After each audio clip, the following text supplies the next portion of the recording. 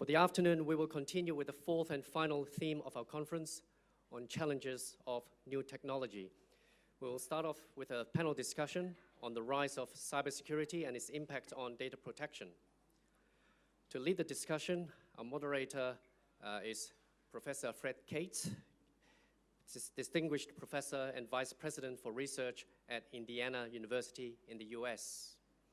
Professor Cates is also Senior Policy Advisor of CIPL, the Center for Information Policy Leadership. May I invite Professor Cates to the stage, please? And joining Professor Cates, we have Commissioner Elizabeth Denham, Information Commissioner of the United Kingdom. Commissioner Denham, please. Mr. Timothy Pilgrim, Australian Information and Privacy Commissioner. Mr. Vilja Peep, Director General of the Estonian Data Protection Inspectorate. And Mr. Frank Law, Senior Superintendent of the Cybersecurity and Technology Crime Bureau of the Hong Kong Police. I will now hand over to Professor Cates. Thank you very much. And I know I speak for all of my panelists when I say how happy we are to be here today to discuss a topic that I think is one that everyone is paying attention to, namely cybersecurity, but in this case, the intersection of cybersecurity and data protection. So cybersecurity is in the news everywhere. I think today we're all talking about Equifax and 143 million records exposed of consumers around the world. But it wasn't long ago that we were talking about WannaCry, targeting more than 100 countries. There's been an attack of the day, if you will, in which cybersecurity has captured the news headlines. Now, we think of cybersecurity as related intrinsically to data, but we also have to be aware that it's also related to the systems that are controlled by data. So, for example, control systems for cars and the artificial intelligence we were talking about earlier this morning, for airplanes, for medical devices, all of these are affected by cyber attacks. And so the public's concern and the concern that industry and government have been showing as well are well based out of the concern for what happens when these are attacked. We see more and more attention to cybersecurity in the regulatory environment as well. And if you think, for example, of the GDPR and its focus on breach notification within 72 hours after the breach is discovered, this sense that it's important not only to respond, but to respond as urgently as possible. But the question on our minds today, I think, is the intersection between cybersecurity and data protection in particular. So historically, we've thought of the two as very closely aligned. All of the statements of principles of data protection, going all the way back to the OECD in 1980, have talked about security as a fundamental obligation of privacy and data protection. And obviously, there are many tools which advance both. Data minimization is a good example. If you don't have the data, you can't lose it. It can't be compromised. That seems a very important way in which they are linked. I think at the same time, we want to open up the possibility that there may be tension between cybersecurity and data protection, and particularly for those in the regulatory world who are most responsible for dealing with it, and of course for DPOs and companies who are dealing with it as well. Does data protection, is it challenged by cybersecurity? Are resources going to be diverted away into cybersecurity? Are we going to find ourselves paying more attention to a particular part of privacy, namely the security aspect, and thereby ignoring, in the sense that we only have bandwidth to deal with so many issues, ignoring other important issues around data protection? And so these are the types of questions on the table today. We're going to jump right in. We have an excellent panel to address these. And Frank, maybe we could start with you, if we could. Tell us a little about the cybersecurity threat as you're seeing it today as the person responsible for the fight against cyber threats in Hong Kong. Yeah. Oh, thanks for it. So actually, during the lunchtime, we have quick conversations about that. But we will briefly introduce about the situation in Hong Kong. So basically, we talk about cybercrimes cases. So in 1990s, it's only a few hundreds of cases that we are able to receive the report from public. But guess, how many we receive in 2016? It's up to 6,000 of cases. And for the laws, which is much cause our concern, because in 1990s it's only cost about a few millions of dollars, but in 2016 it's go to $2,300 million loss. So you could see about the trend of the criminals. They no longer doing robbery, burglary. Those traditional crime rates have been dropped a lot. But in Hong Kong, for the cybercrime rate have been sharply increased in recent years. And what we could see about the ecosystems of the criminals, they try to be shift from the traditional world back to the cyber world. So this is what we could see about the importance. And it's all talk about the concept of cybersecurity, in which I think you may have heard about these terms in recent years. Because nowadays, I think you could heard about a lot of data breaches. It's not only within your local countries, but in the global companies, like some of the big webmail service provider like Yahoo. I think you may recognize about their breach, which have been detected in late 2015. But actually the case, what we scared us is it had been, occurred in 2013, in which a few millions of the webmail account details have been leaked out, and in which we raised concern to law enforcement, because for those details, how the criminal will use it, did they able to use it to do further attack, then there is what raised our concern on that. And from those cases, for the 6,000 cases that received locally, plus some of the exchange of experience or information with other overseas LEAs, we see about some trend about the development of the cyber criminals. So in the old days, what they are focused is on such as vandalism or doing something that show their personal fame. Then you may recognize that in the old days, we have more web page defacements or virus or worm attack. But how about now? For those data breaches, okay, not from the email, but what we could see, they're more money-driven, or we could use the term is data-driven. And their target is more on some of the server or large company database in which they're able to dig out data. They're able to allow them to make money. This is what we raise our concern to it. So for those informations of leakage that we could see from those global cases, we see for the underground economy market, particularly you may have heard about the terms dark web or darknet. We see those informations was being sold on there. Say, for example, I think you may read the news and learn that there's a social media company, Instagram, have recently detected a leakage of about 6 million of their accounts, including their telephone numbers and emails. And those we found on the darknet, those are sold per record, about $10 per record. And we could see about the whole ecologies have been changed. And for criminals, they're using the underground economy plus some of the technological skill set to able to escalate about the attack. Because you could see for other criminals, once they receive those informations, they would carry on with further cyber attack.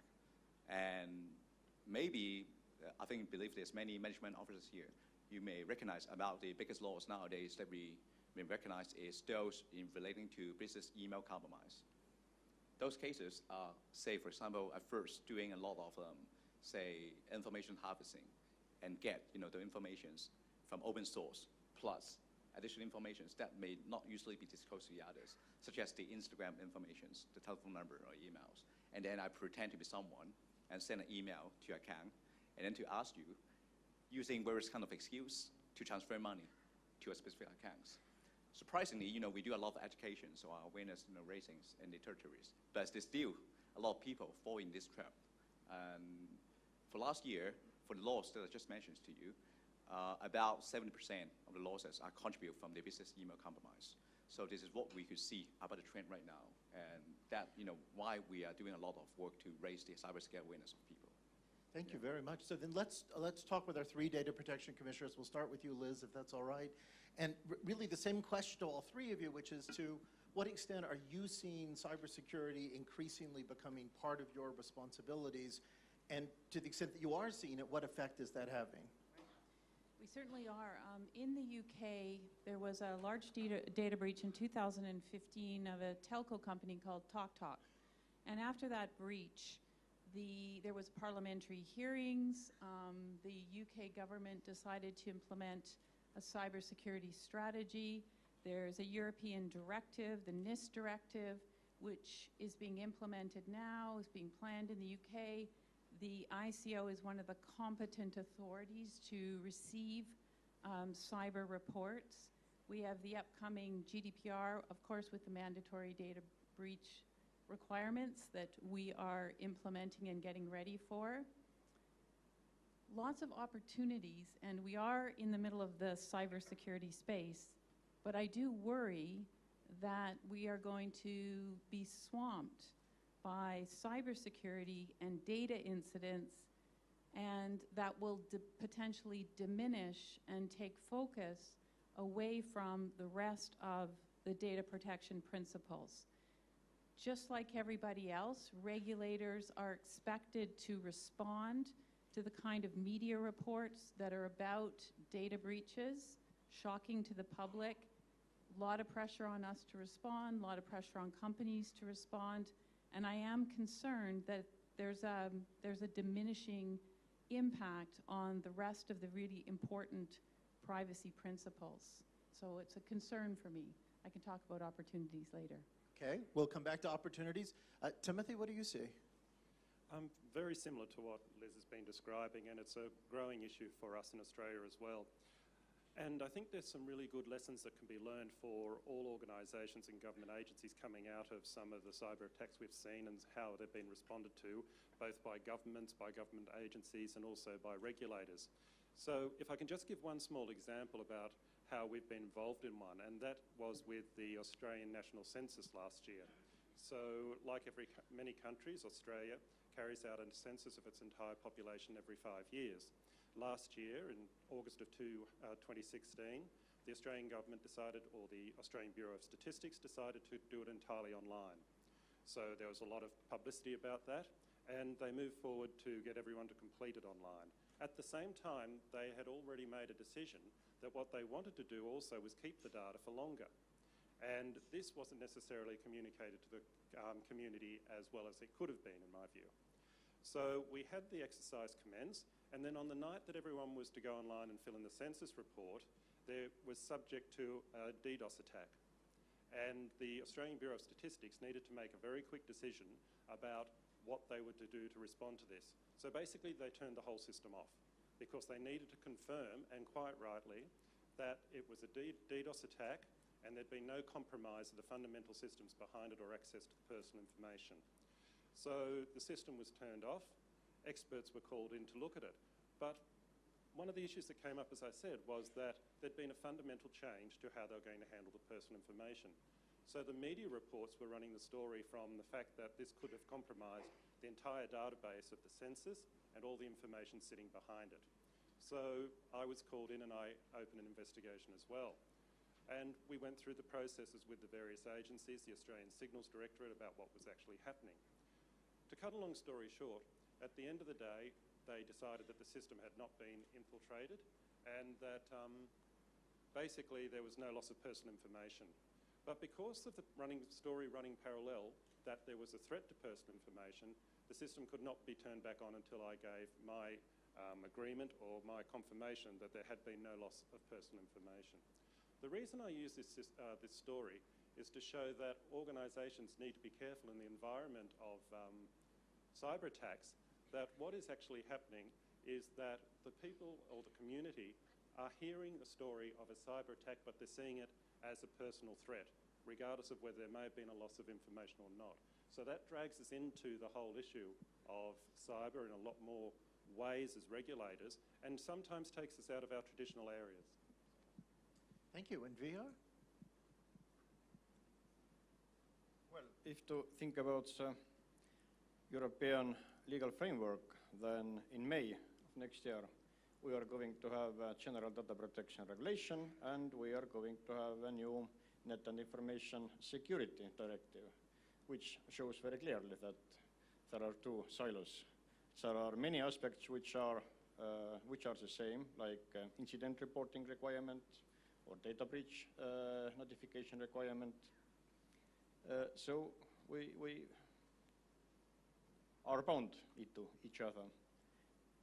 If to take specific Estonian background, then our last big wave of cyber incidents was exactly 10 years ago, when we had tensions with our very friendly big neighboring country. It was crowdsourced, distributed denial of service attacks. And after that, we have somehow managed to keep these waves okay. If to take WannaCry, then it was less than 10 companies, daughter companies of who were using bookkeeping software of parent companies. So we have basic IT infrastructure, which have been of assistance in this meaning. I mean, secure mandatory information exchange layer, strong digital identity, which also enables encryption of documents, etc. But first of all, it's about basic cybersecurity hygiene, how it is used. And actually, here we have many actors. It's a cybersecurity authority under the Ministry of Economic Affairs. They are our leading cybersecurity institution. There are also volunteers. If we are going to have again this kind of crowdsourced big attacks, then we need manpower. And you know, small country and very slim civil service. So there is a voluntary National Guard, and they have a voluntary cybersecurity unit. It's a very friendly company of academics, bankers, and hackers together. But definitely we have to cooperate in this meaning that, well, you know, Data Protection Authority, it means it's a first of all legal authority, office of lawyers, first of all. If to take cybersecurity authority, you can imagine they are IT guys, very competent IT guys, but missing of strong legal capacities. So definitely we have to cooperate. Like this is like a pair of persons. One is blind and another is deaf. So if you don't have this sense, you have to rely on your partner. It's very simple. So we have to cooperate in different areas. First of all, if to take private sector, then it's about personal data protection, and it's about security of vital or essential services, which is a task of cybersecurity. If to take public sector, then we have more common aspects. We have to work together. It's about freedom of information, which, by the way, contains also restrictions to the information.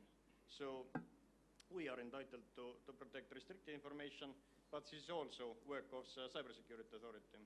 And finally, we have tasks related to the public sector databases. We give jointly pre-approval of all public sector databases. And we monitor and oversight the databases also, well, in coordinated way. So let me ask, there are a bunch of issues on the table here, and I want to try to tease them all out in the little bit of time available to us. So one of them has been coordination, this notion of having to work with other agencies. Is this a particular challenge because of the fact that you are independent agencies, and yet presumably the folks you're having to coordinate with, at least within your own governments, are not independent? Timothy? Yeah, I think it's actually a good question, because I think a lot of it, from our perspective, is about cultural change. Because for quite a long time, offices such as mine, and I won't speak for other regulators, have seemed to have been either the watchdog for the security agencies who shouldn't be getting hold of information or shouldn't be using it, or the blocker for information being able to be used for good security purposes. So it's a change of culture, I think, within our government structure in Australia, that we're being invited more into the tent to have these discussions with the security agencies on the basis that we are going to be able to support them in what they're doing and provide them with information. And Liz touched on the mandatory data breach scheme that's coming in the GDPR. In Australia, we have ours commencing in February. And as a result of that, we are going to be getting information on cyber attacks that may not necessarily get to the security agencies. So we will be able to provide them with information as well. So it's a matter of starting to build up those new stakeholder relationships. And I want to get to all of you on this same question of coordination, but yeah, let's. Yeah, I agree. Our regulatory remit is changing, and I think in this space, it does need a lot more coordination. So in the UK, as a response to cybersecurity, the government has created a unit vested within GCHQ. It's called the National Cybersecurity Center. So they're responsible for incident response, assisting organizations that have experienced a breach, issuing guidance. They're not a regulator. Obviously, they're not a regulator. So we have to have a close working relationship with GCHQ. And so that's really interesting. It's a good thing I'm security cleared so I can go over there and talk to them. But it really is interesting, even to take an example like Equifax. So Equifax breach also impacted UK citizens, UK consumers. And in our response to the Equifax breach, we found ourselves talking to the National Cybersecurity Center because they were tracking that, the financial regulator. We needed to talk to the National Crime Agency, and then we needed to liaise with the FTC, and the same with the financial regulators. They're liaising with their peer regulators in the US. That's a global data breach. We're all in this together. What we realized was we needed a wraparound coordinating effort, MOUs between us to be able to talk about this, and yet the ICO is an independent regulator. There's some information we can't share, and we have a specific remit, which is to protect individuals, which is a different remit than the National Cybersecurity Center. They're there to protect the UK, and the organization is there basically feeling that they're a victim in all of this. So it is a really interesting space, and the takeaway message for us is we better get our co-regulatory and coordinating efforts together, because that's what the public expects. And Theo, the same question to you, and I'm particularly interested in the issue of personal information versus non-personal information, how in the coordination you avoid becoming enmeshed in dealing with security threats that don't actually involve personally identifiable information. Sometimes we have different motivators, or, well, just remember a crackdown of the biggest software of the biggest mobile phone company in Estonia. It was disaster for the cybersecurity authority because they are responsible for the protection of vital services, and definitely telecom is a vital service. For us, it wasn't incident at all. No processing of personal data. Very simple. So, Frank, how much do you? I don't think Commissioner Wong's here right now, so you can answer this without worrying about him airing it. So, how much do you work with? Yes, I'm sure it's fine. It's just among us. You ignore them. Yeah. How much do you coordinate in your work with the Data Protection Commissioner's office? So actually, we have a very close partnership, with the Data Commissioner here, because as you know, for the data breaches, in case they have something they've been let out and affect about the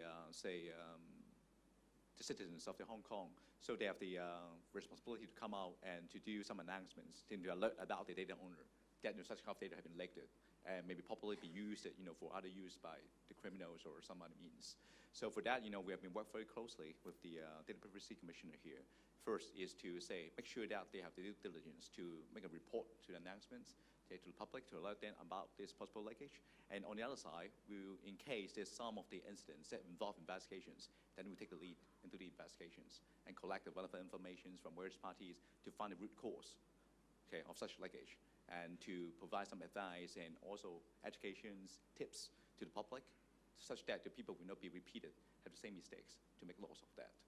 And this is what we find about the coordination with the Data Privacy Commissioners. But in Hong Kong, just like the other overseas countries, we believe that for cybersecurity or data protection, it's not a single entity who do it. So it's kind of a shared responsibility. So that's the reason why, apart from the PCPD here, we also work closely with various parties in Hong Kong, particularly with the Office of the Government Chief Information Officer, they have a GovCert, in which they will deal with the, data protections plus the information security enhancement within the information system of the Hong Kong government. And we also work closely with the Hong Kong CERT, in which they will deal with the, public educations together with those, provide some of the helpful tips to those small and medium enterprise. So we work basically like a golden triangle, okay? That, each of us, we have a different kind of responsibility. And for the police, I just, forget to mention that our path will be mainly focused on the protections of critical infrastructure in cyber dimensions. And just like UK, the NCSC, we do have a cyber security center. We're also doing the same thing, have to do coordinations, plus to provide instant response in case there's cyber attack or something that affect about data owner.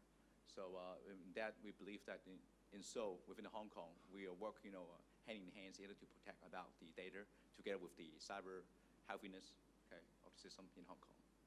Timothy, please. And I think that draws out something that's really useful too. And like the other two examples, we have an Australian Cybersecurity Centre that was set up. In 2016, the Prime Minister launched the National Cybersecurity Strategy, appointed a special advisor directly to him on cyber, and we work quite closely with them. If I can go at a very operational level for an entity like ours or an office the size of ours, that gives us some great opportunities too, because as a medium to say small size authority in comparison to some of them globally, we can't necessarily afford to have on-the-spot permanent staff who are experts in cybersecurity and forensic cyber investigations. So it's given us the opportunity to partner with those other entities in the cybersecurity sphere to draw on their expertise as well to assist us in investigations. And also another way that we do deal with that is that we actually contract in cyber forensic experts for individual investigations, but moving our relationship and our stakeholder relationship to that broader sphere of cybersecurity experts is also having a positive benefit on our traditional work as well. So let's follow on then talking about resources. So how much time and energy is currently spent dealing with cybersecurity, however you define it, within your agency? Is it a small part, a big part? And then we'll get to what's going to happen come GDPR. So two things. In preparation for this panel, I took a look at the history of administrative penalties that have been issued by the ICO. And what I realized was 85% of our fines were related to data breach incidents, not necessarily cyber attacks, but data breach incidents. And again, that's an example where I think we need to take another look at the proportionality of issues that we deal with. And regulators can get pushed in this direction to take action when there's data breaches. And so we really need to have a think about that. In terms of resources, though, and the kinds of resources we need to be able to do our work, I agree with Timothy that we do have an opportunity now to partner with other agencies. We have a lab, we have some technology staff, but we need to purchase detailed forensic support to do an investigation. We will continue to do that because we don't see ourselves as a cyber regulator, so I think that's important. The setting up of the National Cybersecurity Center, the setting up of strategy groups, the other regulators in the sectoral regulators that have some of these responsibilities, we're all fishing in the same pond for the same staff. And I think that's a challenge for all of us. We're all looking for staff. We need to be creative and think of secondments perhaps and sharing staff around. But what I worry about, again, is almost an over-investment and an over-emphasis on cyber attacks because they are the big headlines. And I wonder, maybe a question for the audience later, is cyber swamping your operations? And is cyber on the board level discussion more than data protection? Because that's a concern that I have. So just to be clear on this number, so 85% of your administrative fines focused on breaches. And so I guess logical question, which I probably should not ask, is, right, does that account of all privacy-threatening activities in the United Kingdom, did 85% of those occur in the context of breaches? That's 85% of the civil monetary penalties Right. that we've issued under data protection. That's not talking about spam and the Right. Pecker legislation. So, and that's concerning. And really, there's a lot more work to be done in other areas. And we will be re-examining that in our regulatory action policy. Okay, good. So let's, again, just as, Timothy, I'm not going to ask what your number is, but is there a sense of cybersecurity is taking a little bit, a lot, more, and increasing? How would you describe it? It's certainly increasing, it is, and I can't give you an exact number. I would say if we looked broadly at the traditional security principle that many of us have in our acts, we certainly would be seeing, from our perspective, a lot more that are failures of security systems generally in builds and that side of it, rather than a cybersecurity attack in particular. Although, as I've mentioned, we have had a couple of major, very well-known ones through the media, cybersecurity attacks. So in terms of actual numbers, I'd say probably not as high as Liz's, certainly. But what I would say is that those cyber attacks that we get involved in are extraordinarily resource intensive. Just going back to my example at the beginning about the Australian census, following that exercise and having announced that I would investigate, the Prime Minister got his special advisor on cyber to lead a task force to do a full investigation into how the Australian Bureau of Statistics had built the system in the first place, as well as what were all the other factors that came into the incident, including privacy factors.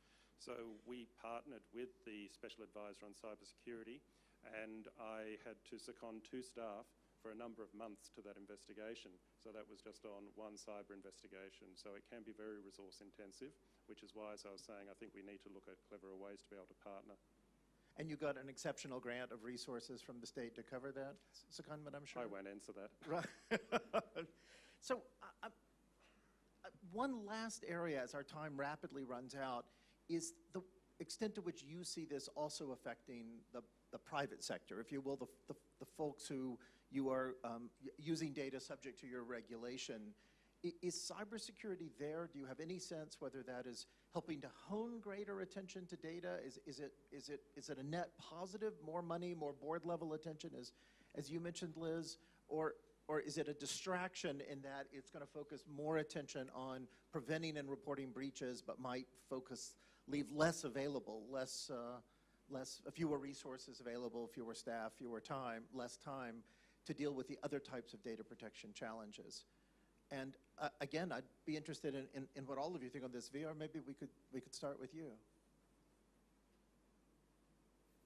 Well, if to take private sector, then there are many regulated areas like healthcare sector, telecom sector, finance sector. They have also their vertical regulators.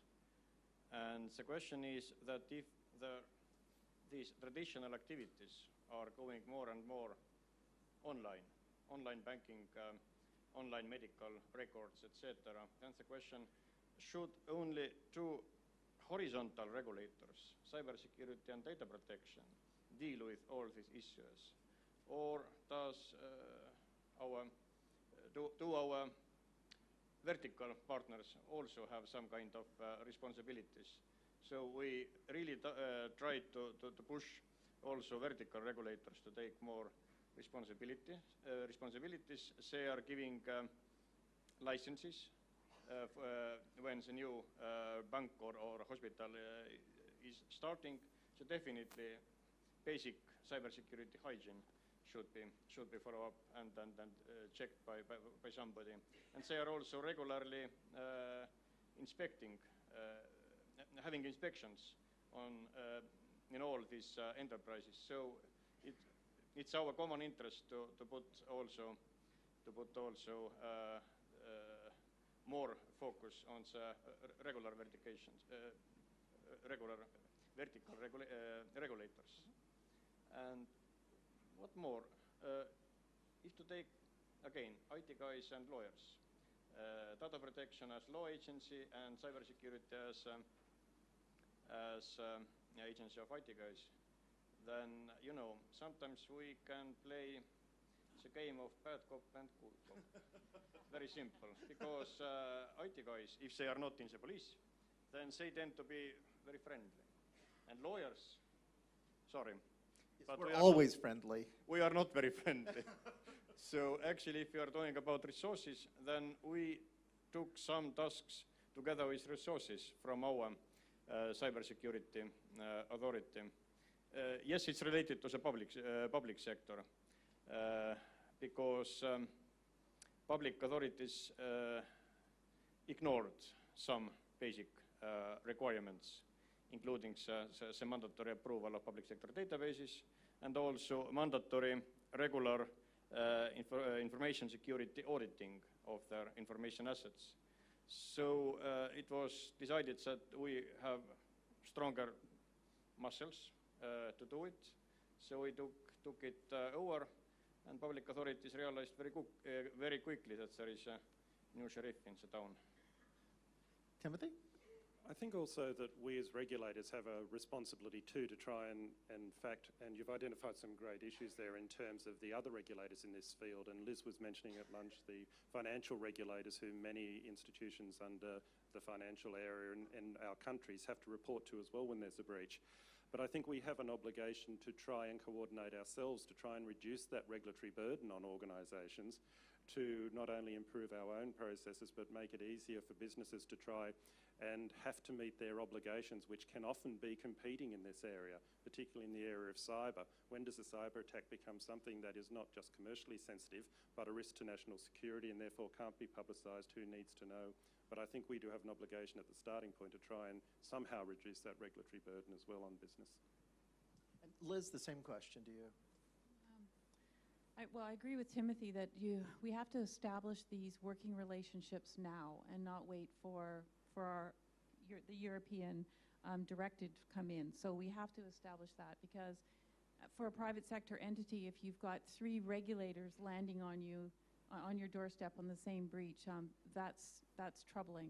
The other thing is joined up guidance, and that's something that we're working on in the UK, so that if the National Cybersecurity Centre's putting out its 12 hygiene essentials, then the Data Protection Commissioner's Office doesn't have to do the same thing. So joined up guidance is really important, joined up messages as much as possible. But to your question about does the GDPR help or hinder, what's going to happen, what's the outcome of all of this regulation and reporting, I think we'll have to wait to see. My hope is that the GDPR will help to improve and create more robust protection for personal data and all data. I hope that will be the case. But as I say, I think many organizations and boards, especially of small agencies, think that security is privacy. And so that worries me again, that focus is going to be on cyber. And that might diminish the kind of protections that we want that are really our rights-based and fundamental rights. So just one last question, and this is for you, Frank. And there's been a great deal of discussion about coordination, and all of these last responses have touched on also coordination across borders. And I'm just interested in terms of both the cybersecurity threats that you see, to what extent are they intrinsically multinational? They either come from someplace else or they involve data someplace else. And to what extent is that sort of collaboration with other regulators in other countries, is that a key part of dealing with cyber threats? Yeah, sure, because for the cyber, there's borders. And also, for those servers can be scattered around, like for the cloud. You may have a server in the US or in Asia, in Australia, or in the UK. So for the data itself, nowadays, it's not only stored in a single server. And this causes about multiple collaborations amongst different stakeholders in different countries to work together in order for us to get data. And this is a very painful experience for us nowadays, particularly, for the cyber criminals, what they do the attack itself, like you mentioned, the DDoS attack, plus some of the WannaCry ransomware attack. For those, we need a very high speed in order for us to trace the source of attack together with whereabouts the criminals. And those which heavily depends on the log records that stay on different server, in which, if there's some of the IT administrators here, we know there may be a limitation of time regarding retrieval of such a record. So maybe a few days or a few weeks, if we're not able to get through and get those informations in hand, it's really difficult for us to trace back. And these costs are a big hurdle to us, particularly for those cost-to-risk investigations. Because nowadays, we have to rely on existing mutual legal assistance treaty. Such a protocol may take a few months or even a year, okay, to get through and get those informations. And so, for the law enforcement side, we wish to say, or actually, something in place, that we're able to build up kind of an intelligence network in which we will rely on the existing kind of combination network, like for the Interpol or the G7 high-tech crimes group, or other occasions that we meet up with the cybercrime unit officer in charge, and that we're able to establish kind of informal channels, such that in case we need something, we will give a call or email then able to be preserved the informations on the overseas server. And even we're able to get those informations based on the intelligence purpose. So with that, we're able to be speed up. But if we need to do a proper investigations, what we actually do is to get a breakthrough within the current mutual legal assistance treaty. And that requires the collaboration of different entities, because it's talk about for the harmonization of laws, because different countries have different laws or legislations or regulations, in which we need sometimes to be able to get a breakthrough. Otherwise, you will have a big hindrance, to the overall investigations of cyber crimes, or even for the enhancement of the cybersecurity as a whole. All right, thank you very much. Yesterday, Commissioner Wong began by saying, and I wrote this down at the time, inadequacy in cybersecurity poses an imminent and grave threat to personal privacy. In that sense, I assume he meant in the traditional way we think about it, that personal data can be stolen or exposed. I think the question we're sort of left with after this is whether the process of dealing with the cybersecurity threat may also end up posing some threat to personal privacy because of the way in which it challenges regulators, it challenges enforcement people, it challenges companies to deal with cybersecurity in a way that does not diminish the importance of the other key principles around personal privacy. So thank you very much. Please join me in thanking our panel.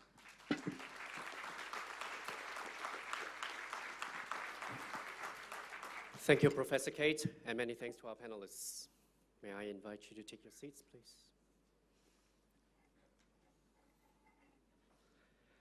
Our next panel discussion will be on digital identity management.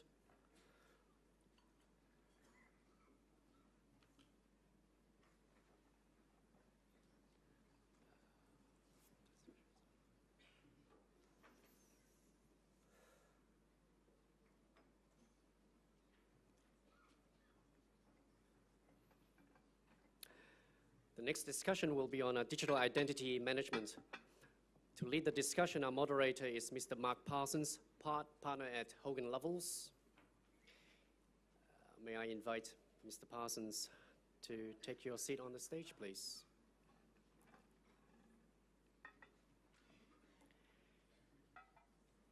May I invite the following panelists to join Mr. Parsons. Ms. Limor Magazanik, Director of Strategic Alliance of the Israeli Law, Information and Technology Authority. Mr. Peter Fleischer, Global Privacy Counsel at Google. Mr. Jesse McWaters, Financial Innovation Lead of the World Economic Forum. Mr. Boris Voitan, Director of Privacy, Government and Regulatory Affairs at GSMA. And Mr. Eduardo Ustaran, partner at Hogan Lovells. I will now hand over to Mr. Parsons. Thank you very much. There's a joke, and it's an old one in the context of the internet, that on the internet, nobody knows that you're a dog. And I thought that's sort of a lighthearted way into a fairly technical and weighty topic of digital identity management. And in preparing for the panel, we thought it'd be good for me at the outset just to give a bit of an overview of, well, what do we mean by digital identity management? What is this topic we're talking about? Because as the panelists get going, you're going to hear that actually there are different ideas, different potentially related understandings of digital identity that come up from their various backgrounds that they're speaking from. And so digital identity management is a few different things. At the one end, it is national identity. It's official identity. And this is a huge part of the task here. The objective for digital identity management systems is, the World Bank estimates there's over 1 billion people in the world who have no legal identity whatsoever. So we're talking about basic rights of citizenship. And this is why the UN has set as one of its sustainable development goals for 2030, the objective of everybody having legal identity. So there is that part of it. But more broadly, there's authentication. There's individuals accessing government services, accessing financial services, other economic participation. Digital identity also means validating, verifying identity in that sort of digital interaction. And more broadly, it also means the digital tail. It means the fact that as we interact through the internet, mobility, there is data being assembled about us, and this is the technology that to a very high degree of probability can establish that you are in fact not a dog. And that aspect is also important to the discussion here. And what links it together, I think, fundamentally, digital identity is about trust. It is about organizations and individuals trusting each other. Who are they dealing with through the internet and through other digital means? Establishing that trust is absolutely the objective of these systems. But from a data protection perspective, and I think that's really the focus for the audience here and for the discussion today, that trust is also key from the perspective of the individuals, knowing their data is being used fairly, transparently, for the purposes that they understand it's being used for. So with that then, after that brief introduction, I'll turn over to the panel. We've structured the discussion to go a bit more into the technical detail to give people a better understanding of what some of these systems are, and then we'll turn from there into to the data protection discussion. So I'll start then, I thought I'd start with Jesse, who can talk to us about the World Economic Forum work he's been leading, and why is digital identity being such a key project for the WEF? Thanks, Mark. I mean, I actually come at this initially from the financial services perspective. And it was really that we were trying to understand how innovation in financial services was going to transform the structure of the industry. And what we found really early on was that onboarding and KYC were real issues for both fintech innovators and incumbents that were trying to sort of redesign the financial experience. And inevitably, after 15 minutes in a discussion like that, someone would say, oh, what we really need is digital identity. And then you'd ask them, okay, well, what is that? Well, I don't really know. So that was the beginning of how we spent a year thinking about what digital identity meant for financial services and more broadly. And I guess I just wanted to share a couple of insights that came out of that. The first is that identity is not authentication. And there was a temptation initially in a lot of our discussions to say, oh, well, just take a thumbprint and, doesn't that fix this problem? But it's about, exactly as you said, Mark, having a system of trust in place, not just that a person is who they say they are, but what that person is. It's about a system for sharing attributes and having a relying party know that they can trust those attributes. The second thing that we found was, from the financial services perspective, but also more broadly, that the system that we use for digital identity today is, in a sense, broken and creates what can often seem like a disparate set of problems. Because relying parties in the current identity architecture are forced, effectively, to become identity providers. They need to build up these silos of data about their customers. And that creates all kinds of duplication of effort that's extraordinarily costly, and more importantly, creates a lot of the opportunities for cyber breaches that we've been talking about today. And then the third thing I think that we found that was really important was that digital identity is not about the abrogation of privacy. It's actually about the reinforcement of it.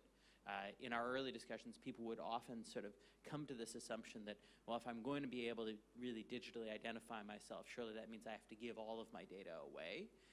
And in fact, what we discovered was that there are a range of different architectures that can be set up to really reinforce privacy, and that particularly a lot of exciting areas of emerging technology like zero-knowledge proofs let us fundamentally flip on its head some of our notions of how identity works and really present us the opportunity to redefine digital identity in a way that puts the user in control, not just of what they share, but how much they share, for how long, and more. So I guess I'll leave it there. Thank you, Jesse. So Boris, now you're coming at from the perspective of the telecommunications industry. What has made this a priority for your work?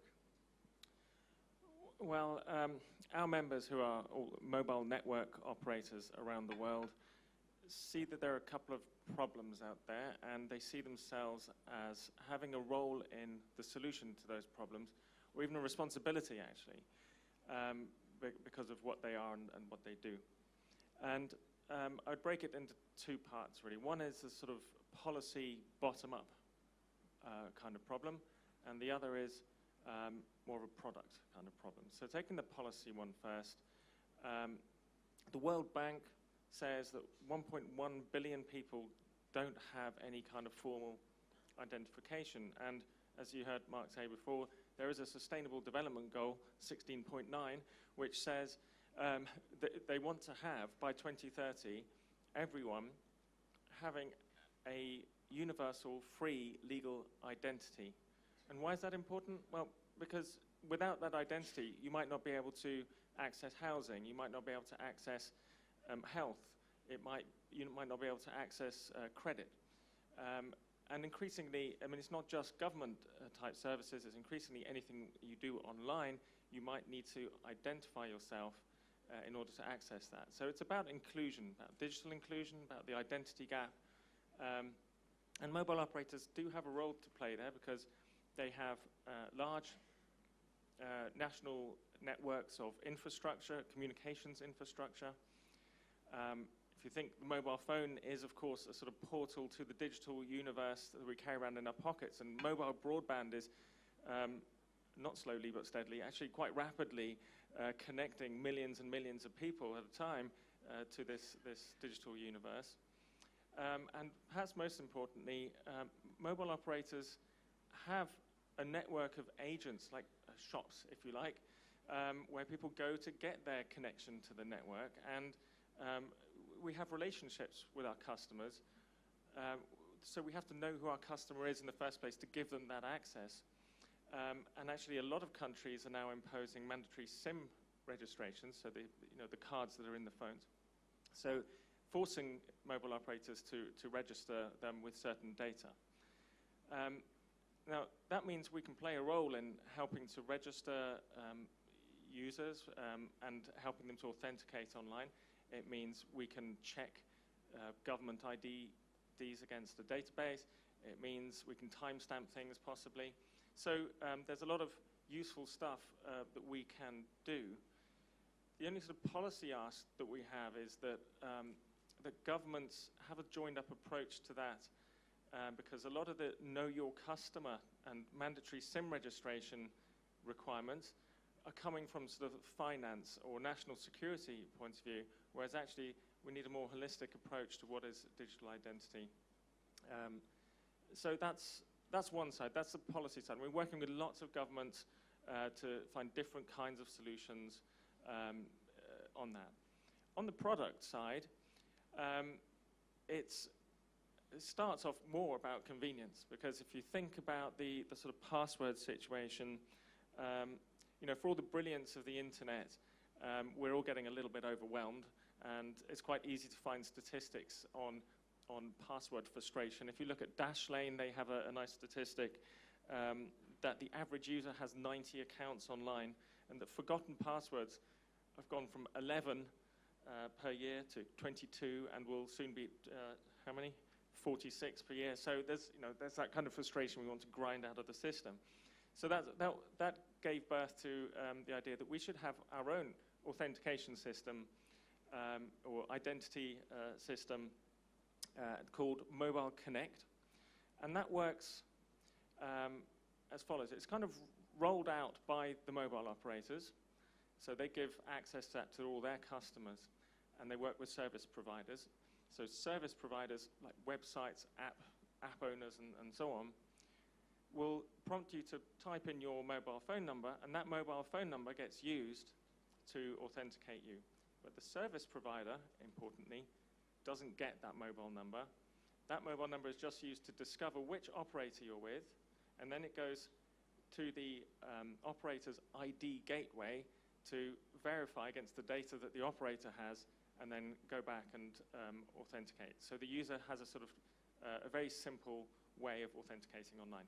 And as Jesse says, it's not just about authentication, it's actually also about attribute sharing. So this is extending now into attribute sharing, which is all done on a sort of consent basis, under the control of the individual. So if you want to share your address for a purpose, then you can do that too through this kind of tool. So there are benefits from that. There's a better security because people aren't writing down their passwords, because that's happening a lot. And it can reduce ID theft and credit card fraud. Of course, there's the convenience thing. I've even heard you can shorten queue, in the physical world, you can shorten the amount of queuing time you have to get into a nightclub, for example. All this it makes life easier, right? Do you want me to go into the sort of privacy safeguards at this point, or are we picking that up? Why don't we come back to those? Why don't we, thank you for that, Boris. But Okay. Peter, what is Google's role in this emerging ecosystem then of digital identity? Sure, thank you, Mark. Well, my email account is happydog42. So unlike a lot of other people, we don't need to have your verified identity to use most of our services. And I want to stress that there is a broad spectrum, after all, the spectrum of attributes, to use Jesse's term, of the data that can be associated with these large accounts. We have over 7 services with over 1 billion users. We have lots of small services as well. We have services that are highly personal. We have services that are highly anonymous. I mean, all of them share questions of digital identity.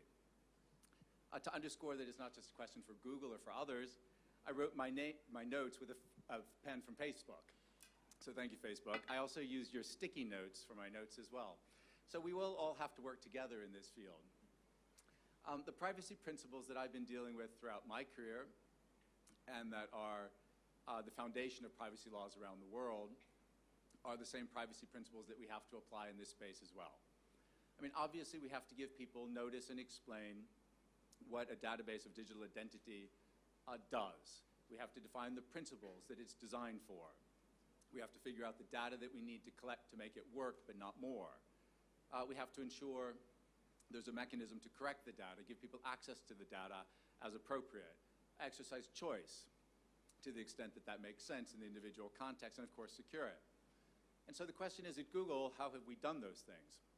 Well, there are many things, but the one that I'd like to point to the most, and the one for which we brought a booth just outside the door right here. If you haven't visited it yet, I will strongly encourage you to do so, is something that we call My Account. My Account is basically a dashboard. My Account is a set of tools. Some people call them a control panel, if you will. It's a way to give people access to their own data. It's a way to enable people not just to see their data, but to delete it if they wish, part or all, to take their data with them somewhere else if they'd like to. We hope not that many people will do it at Google, but anyway, the functionality exists. And also, importantly, it's one place for people to go to see privacy settings, where people can just see the settings and also reset them as they wish. So for example, if you're using Google Maps, you have a very simple choice. Do you want the app to automatically geolocate you or not? That's the user's choice. And on My Account, you can find all those things very easily. If you use any Google logged in service, you have access to it. It's the icon on the upper right screen. You click on it, you'll see all the data associated with your account. It will empower you to do that. It will empower you to make the privacy choices. In the meantime, I'd like to say that we've been working on My Account for something like 5 years. And like a lot of things on the internet, it goes through many iterations. Hopefully it's improving at every step in the way, and we're continuing to work hard on it. I also see that it's become somewhat of an industry best practice. I see companies across our sector and others and governments designing their own versions of this sort of thing, this digital dashboard, if you will, to give people control over their own data. I'm not saying it's easy. At Google, we have over 300 engineers alone who've been working on privacy engineering and largely on these My Account services and getting ready for GDPR. We have easily that number of people, yet again, working in non-engineering functions on privacy. And not to rub it in for my friends in the DPA community, but that engineering group alone is larger than the largest staff of the largest DPA on the planet. So it's a big job, and there's a lot of work behind it. We're also thinking about how to make that available to other people over time, not just as a best practice, but to think about federated identity and other methods where the work that we're investing in can also benefit other players, especially in the SME community, who simply would not have the resources to reproduce this on their own. Great. Thank you, Peter. So Eduardo, now you come to the conversation as the designated lawyer. As a moderator, I'm not lawyering. What does the GDPR mean for digital identity management? The GDPR, well, let's step back from the GDPR for a moment. I think I would welcome half an hour of my life without talking about the GDPR. But no, the serious point here is we're hearing all these the cool applications and the useful things and the services that we all use at Google and the 1 billion people that need some form of digital identification. And a question I would have at a very high level is, do we even need the law? Or does this need to be regulated in any way? As a lawyer, I could be cynical and say, of course we need the law. Of course we need the law. That's what lawyers are for. Some other people would be even more cynical and say, law is never needed. Why should the law interfere with market forces and so on? In reality, the reality is we have the law, we're going to continue to have the law, and we're going to continue to have regulators. And hopefully we'll continue to get together. And the idea is that that law needs to find the way, in my view, to maximize the benefits so that the kind of things you are describing can be achieved and can be enabled by the law, whilst at the same time, whatever risks exist, and there may be risk of, I don't know, identity theft or discrimination, or in fact, not being able to access certain products or services, that is eliminated, that risk is eliminated. And I think there is a temptation when you look at, okay, so how do we deal with this from a legal perspective, to look at it as business as usual. I think it would be a mistake to think about this technology and think about it as business as usual. I think the time has come to really think about new approaches. When I talk about business as usual, and you mentioned the GDPR. The GDPR, for example, talks in a sort of old-fashioned terms of sensitive personal data. A lot of the digital identity management systems rely on biometric information. Nothing is more personal than my biometric information, which, in accordance to the definitions under the new European law, qualifies as sensitive personal data. And for anyone who knows a bit about European data protection law, the moment you touch sensitive personal data, unless you are in a few sort of exemptions territory, you are going back to consent, the forbidden word. And we can have a discussion about notice and consent and so on. I think we need to get past that. And there are ways in which we can regulate digital identity management in a positive way. There are ways in which, for example, the technology can be part of the solution. And you were talking about almost privacy by design, and I would say security by design. And if people are going to be in control, as you were saying, I think yesterday you were talking about people being truly in control of their identity. That's what privacy by design is about. So if you regulate towards that, that's a positive way of applying the law without affecting the development of the technology. And above all, the final point I wanted to make is about understanding that the technology, like many other things, can be used in many different ways. And therefore, what in legal terms we call the risk-based approach may actually be more essential than ever in this sort of situation. And we have seen examples, again, even in the context of the GDPR, where the risk-based approach is being applied to determine the scale or the severity of certain obligations. And I think it's going down that route where we start really applying law in a really effective and positive way. Thank you, Eduardo. And then turning to more then, I know you've been on the front lines of establishing a national identity system in Israel. We spent, I think, almost an hour talking about it. It's a gripping story. If you get the chance to hear tell you that story, I highly recommend it. But trying to distill that down to 3 minutes with the clock ticking there, what do you think are the 3 main points coming out from that experience that you can recommend to the audience? Well, I would have to start a bit before that and just say that I think when it comes to digital identity management, we have three preliminary questions we have to ask. And these are, when should we include identity management, and who does it, and how do we do that? And we, as the Israeli Privacy Protection Authority, are also the regulators of the Israeli digital signature law. So we've had experience from both sides. And the first thing is that once you link a person with their true self from the physical world, it's not that you can know that they're not a dog behind that computer. You can know whether they're male or female, old or young, transgender, left or right wing. You can know a lot of things about them afterwards. So this linkage, if anyone in the audience has read Lessig's book, Code, this link between our physical self and our digital identity is what allows for transactions and communications to now be identified.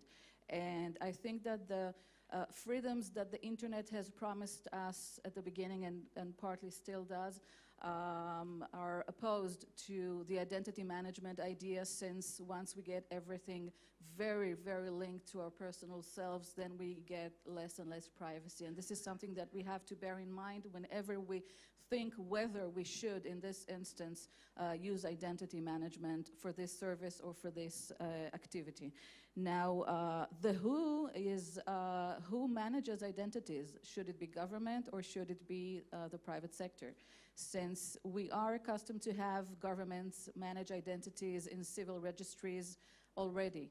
But now that we're switching to the digital world, should it still be government? And my answer to Eduardo is, I think, of course, since I think our identity management is a public infrastructure that I think governments should be promoting in order to have better e-government and better public service, but also in order to protect the rights of individuals in this sphere. There are instances when it's very clear that we require the identities. We need that for better security, and better security is better privacy. That's, of course, something I agree with. Sometimes we have services of the government that we want to be fully identified if we want to provide them digitally, which is fine. And sometimes we have rights of the GDPR, like data portability, and then we would like for companies to strongly identify their customers before they give them their full package of data and not to some imposter. But in other instances, that may be not the correct way to go. We have in Israel a combination, I think, I would suggest to think about, which is licensed private sector identification. We have two private companies who are licensed by us in accordance with the European e-signature directive, or the e-IDAS currently. That is something that's been going on in Europe for, I think, 15 years at least, and provides safe identity management in the digital world. And we have that in Israel too. So we have private companies licensed to create your digital identity, the same as a civil registry, but a combination of private and government. And we also have a policy that was just adopted in the Israeli government after 2 years of work that we've done inside the government. And we have a new policy that provides guidance to all government bodies that defines levels of assurances. What type of level of assurance do we wish to have? What type of service are we providing? And what is the right tool to provide that level of assurance? And this is in accordance with ISO 29115, another standard that's available to all of you and deals with digital identities. So just to sum that up, I think we need to remember the when, we need to remember the who, and we need to remember the how. And if you'll allow me now, I'll just speak briefly about the experience we've had with our new ID in Israel. We have a new smart card, an e-identity in Israel. It's been enrolled 1.5 million citizens in the past 3 years. And it includes various services. It has both your demographics, very minimal biometric attributes, and the digital signature that allows you to receive e-government services. And we've had a lot of experience as a privacy protection authority with this project, since we were very much a part of the whole process from the beginning of the legislation through the implementation of the product, through the pilot period, and we've managed to introduce a lot of privacy by design at the architectural level. We've managed to put in data separation, data minimization. The biometric attributes are very minimal. We only have 2 index fingers of a citizen and their facial photo. And we've also managed to put in a choice, since our citizens can decide not to have their biometric attributes entered into the government database, and they would receive an ID card that would be valid for 5 years without that. In other cases, they may decide to take an ID card for 10 years and have their information entered into the database. So we have choice, we have transparency, everything is legislated at a very detailed manner in our general laws. So there was a full public consultation in Parliament. We were a part of the whole process, and I think that was a really nice experience for us as a privacy protection authority. We had a seat around the table, we were heard, and our suggestions were considered and even brought into the project. Thank you, Limor. I'm going to take Eduardo's point about data protection law. How do we tackle digital identity from a data protection point of view? And his point that it's not business as usual, and that's your recommendation. And this picks up really, I think, from the session yesterday on consent and notice, where the output, the consensus that seemed to be coming there was that notice and consent is broken as a paradigm, or potentially broken. Turning back to the technology we have here then, looking at digital identity and trying to solve this from a data protection point of view, does the technology itself present solutions to some of the challenges we're facing in other contexts of data protection? How do these technologies support data protection compliance by design? Do we have some thoughts on how that can come to pass?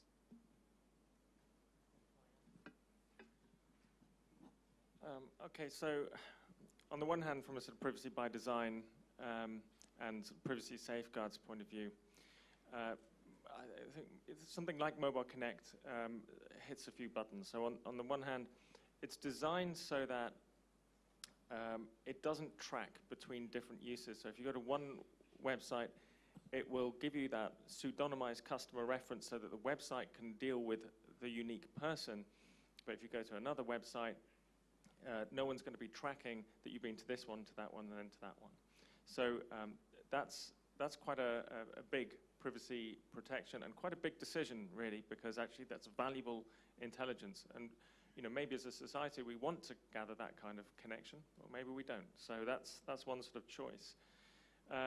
In terms of the design of the actual product, there are things that you could and should think about, and we've, for example, designed it so that you don't capture the mobile number, the service provider doesn't get the number, but also, of course, we have our own suppliers who help deliver this solution.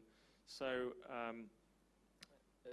for example, we make sure that there is no logging of mobile numbers going through their systems, and one of them did have to log for a particular reason, so we've made sure that that is obfuscated, or the last digits of the phone number are obfuscated. Those kind of things are the sort of easy things. And in terms of transparency, well, for us it's quite simple. It's more the sort of layered notice approach of you see the logo, and you can. I think we do have to move away from notice to an extent, but it's not gone completely, because it's just thinking of it more as a sort of pull rather than a push. And data privacy rules have always had that kind of flexibility. If you think of the European rules, for example, it's always said you provide notice before you collect the data, unless that's a disproportionate effort, in which case you go to them as soon as you can afterwards. It's just we're now moving a little bit to a stage of let's focus on the responsibility that you have to use that data. And I do think these kind of identity solutions help minimize the amount of data that is collected from, there is that sort of spurious data collection. If you've got to set up an account, and therefore we need to know your date of birth, your address, and all your friends. So it can enable you to authenticate without having to give all that. So Jesse, I think you're keen to dive in here. Yeah, so I mean, I really like this idea that Eduardo laid out of like, this is not business as usual. This is a need to make a radical departure in design. And I think there are two items there that I think are really interesting as we look forward to future-oriented design. One of them is that it's not necessarily a pure binary link between either a world in which it's just my digital self and a world in which it's connected to my physical self with my physical attributes. MIT's done some really interesting work on personae management and circles of trust, wherein I only share certain types of data about physical world, me with service providers. Looking forward, I think that things like zero-knowledge proofs give us the potential to set up systems in which I'm able to prove things to relying parties without actually disclosing any information. And there's a sense there in which we can fundamentally start to break a lot of the preconceived trade-offs. Can you explain that one in 10 seconds, or is it just too hard? You know, as far as I can tell, it's basically magic. You know, but a lot of really smart people who know a lot of math are, you know, doing some really interesting stuff. You know, go and, you know, read about the Alibaba's cave example. Basically, you can use computation to prove a thing without actually knowing the underlying data. It's really neat. And it fundamentally breaks some trade-offs about how we think about, you know, you provide a credential and you've necessarily given away the information associated with that credential. But to me, even more important than this is that we should separate discussions of architecture from execution, in the sense that there are questions about systemic design and how we want to preserve privacy and how we ensure security. And to me, these are separate questions from whether the government or a federation of parties or some sort of self-sovereign system should be used, because those things will be deeply influenced by culture and political feasibility. I mean, in Israel, having the government roll out something like this may make a lot of sense, but the notion in, say, the United States of having the federal government roll out a digital ID program would be problematic from a political perspective for a lot of people. Peter, do you have any thoughts on? Well, what I'm focused on these days is the cutting edge of technology and looking forward to machine learning and artificial intelligence and how that's going to destabilize some of the practices that we've had and challenge us in a number of ways. You know, I'm an optimist on these things. I happen to think that intelligent machines will be humanity's greatest invention ever, or at least on a par with something like, you know, human language or inventing writing. But if it took, you know, 4,000 years to get from a clay tablet to the works of Shakespeare, intelligent machines are going to happen within 1 or 2 lifespans. So things are going to happen a lot faster. Today, we're already doing a lot of things like machine translation. We can translate between over 10,000 language pairs, all driven by machine learning. We can recognize objects, and of course that's not just to recognize a dog in a picture. You're never going to have an autonomous vehicle if the machine can't understand the objects in the world around it. And we're doing lots of things on speech recognition so that we as humans can just talk to our machines and instruct them to do what we want. But what does all this mean for digital identity? That's our topic here today. Well, it's a challenge because, as Limor said, you can put certain pieces of data into a database, or as Jesse said, you can have certain attributes in a database. But in the world of machine learning, you can have algorithms that can figure out stuff that nobody put in there. That's the whole point. They can extrapolate things that you didn't know about. So I'll just give you, I guess, a couple examples. Not by Google, let me be very clear. There are some prisons in the US that have been using machine learning algorithms to determine the likelihood of a prisoner to recommit a crime after release, to determine whether or not that person should be granted parole. A machine learning algorithm to determine a not yet committed crime likelihood. Similarly, Stanford researchers showed that machine learning algorithms could determine the sexuality, gay, straight, lesbian, straight, of individuals from one photo with males 81% accuracy and with women slightly less, rising to 91% with 5 photos. The sets were trained off of publicly available human-labeled dating site photos. Now imagine you're in a world where you have algorithms that can just add a lot more information to this digital identity database than anybody had actually put there in the first place. So what does all that mean for what we need to do? Well, we're going to have to be very vigilant to the input and the output of all of this. The input is the data on which you train these systems. After all, machine learning means that it learned from something, and the something that it learned from is the data on which you trained it. And from privacy point of view, we have to consider what data will we allow these systems to be trained on. Will we train them on raw data? Will we train them on anonymized data sets? In other words, we have to think about the privacy implications of what goes into training them. But we also have to focus a lot on what comes out, the output. And the output is sometimes biased. And guess why? It's because the data that went in to train the machines was itself biased, or it reflected biases that exist in the real world. There are gender biases in employment in the real world. We know that. So if you train a job employment agency website sort of thing with data about people's jobs in the real world as of today, it wouldn't shock me if the machine learning algorithm concluded that if you have a job opening for a nurse, that job opening should be disproportionately showed to female job applicants.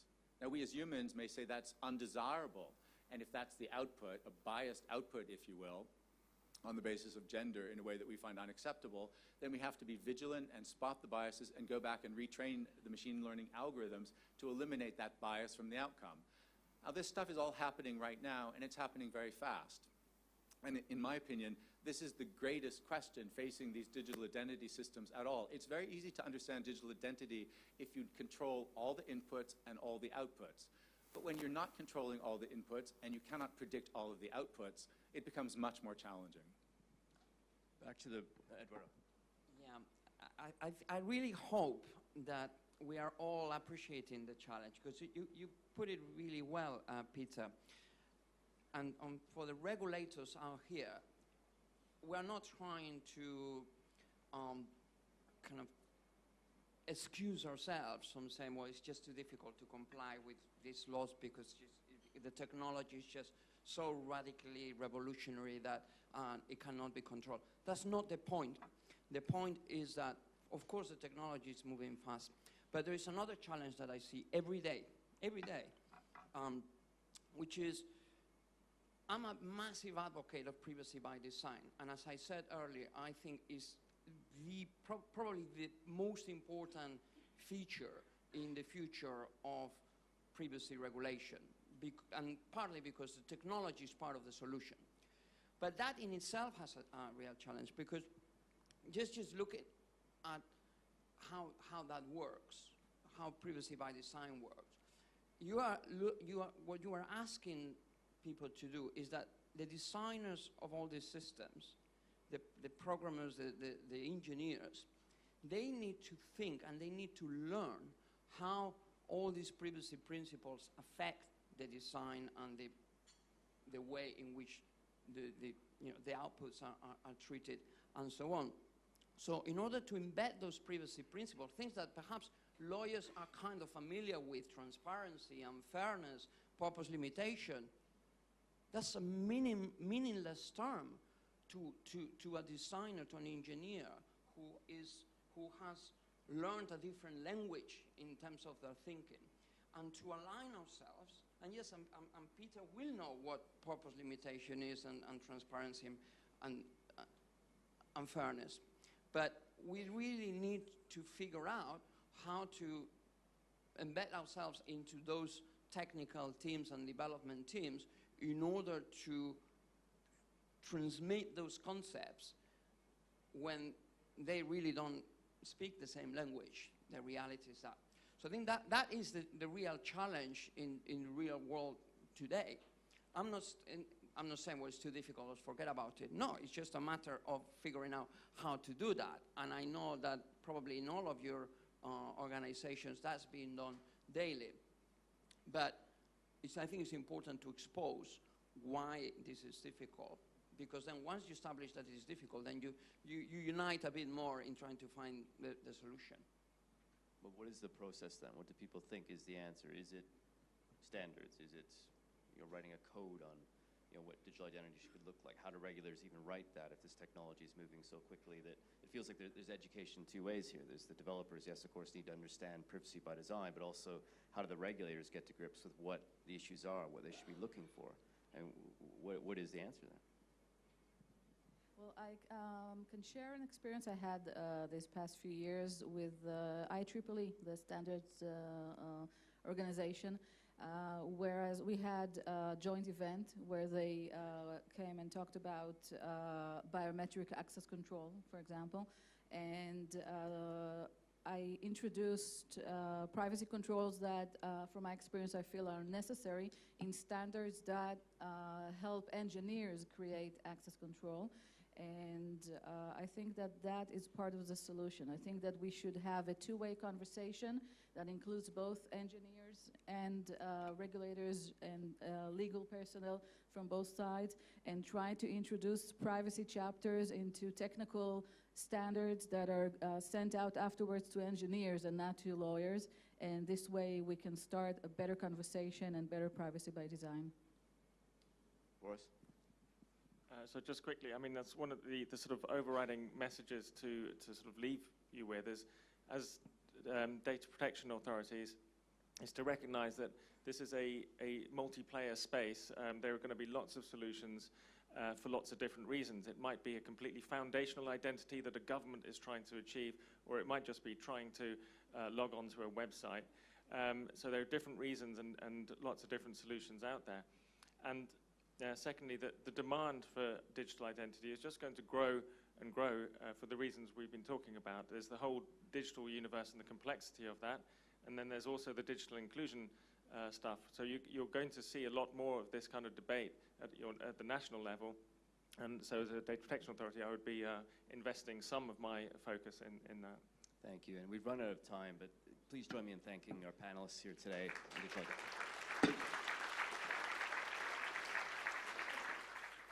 Thank you, Mark, and many thanks to our panelists. We will now have a coffee break. Could I plead with you to fill in some feedback forms, please? Your views are important to us. And could I also ask you to return by 3:25 this up?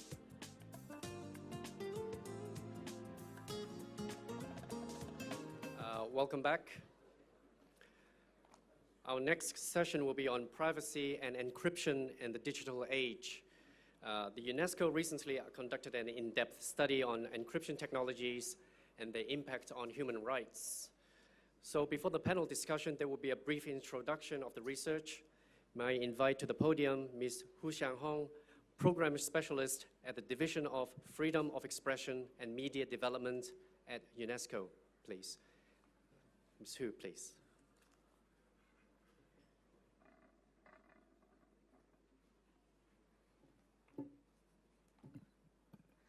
Good afternoon, everyone. I'm sorry for my voice. I got a little bit cold.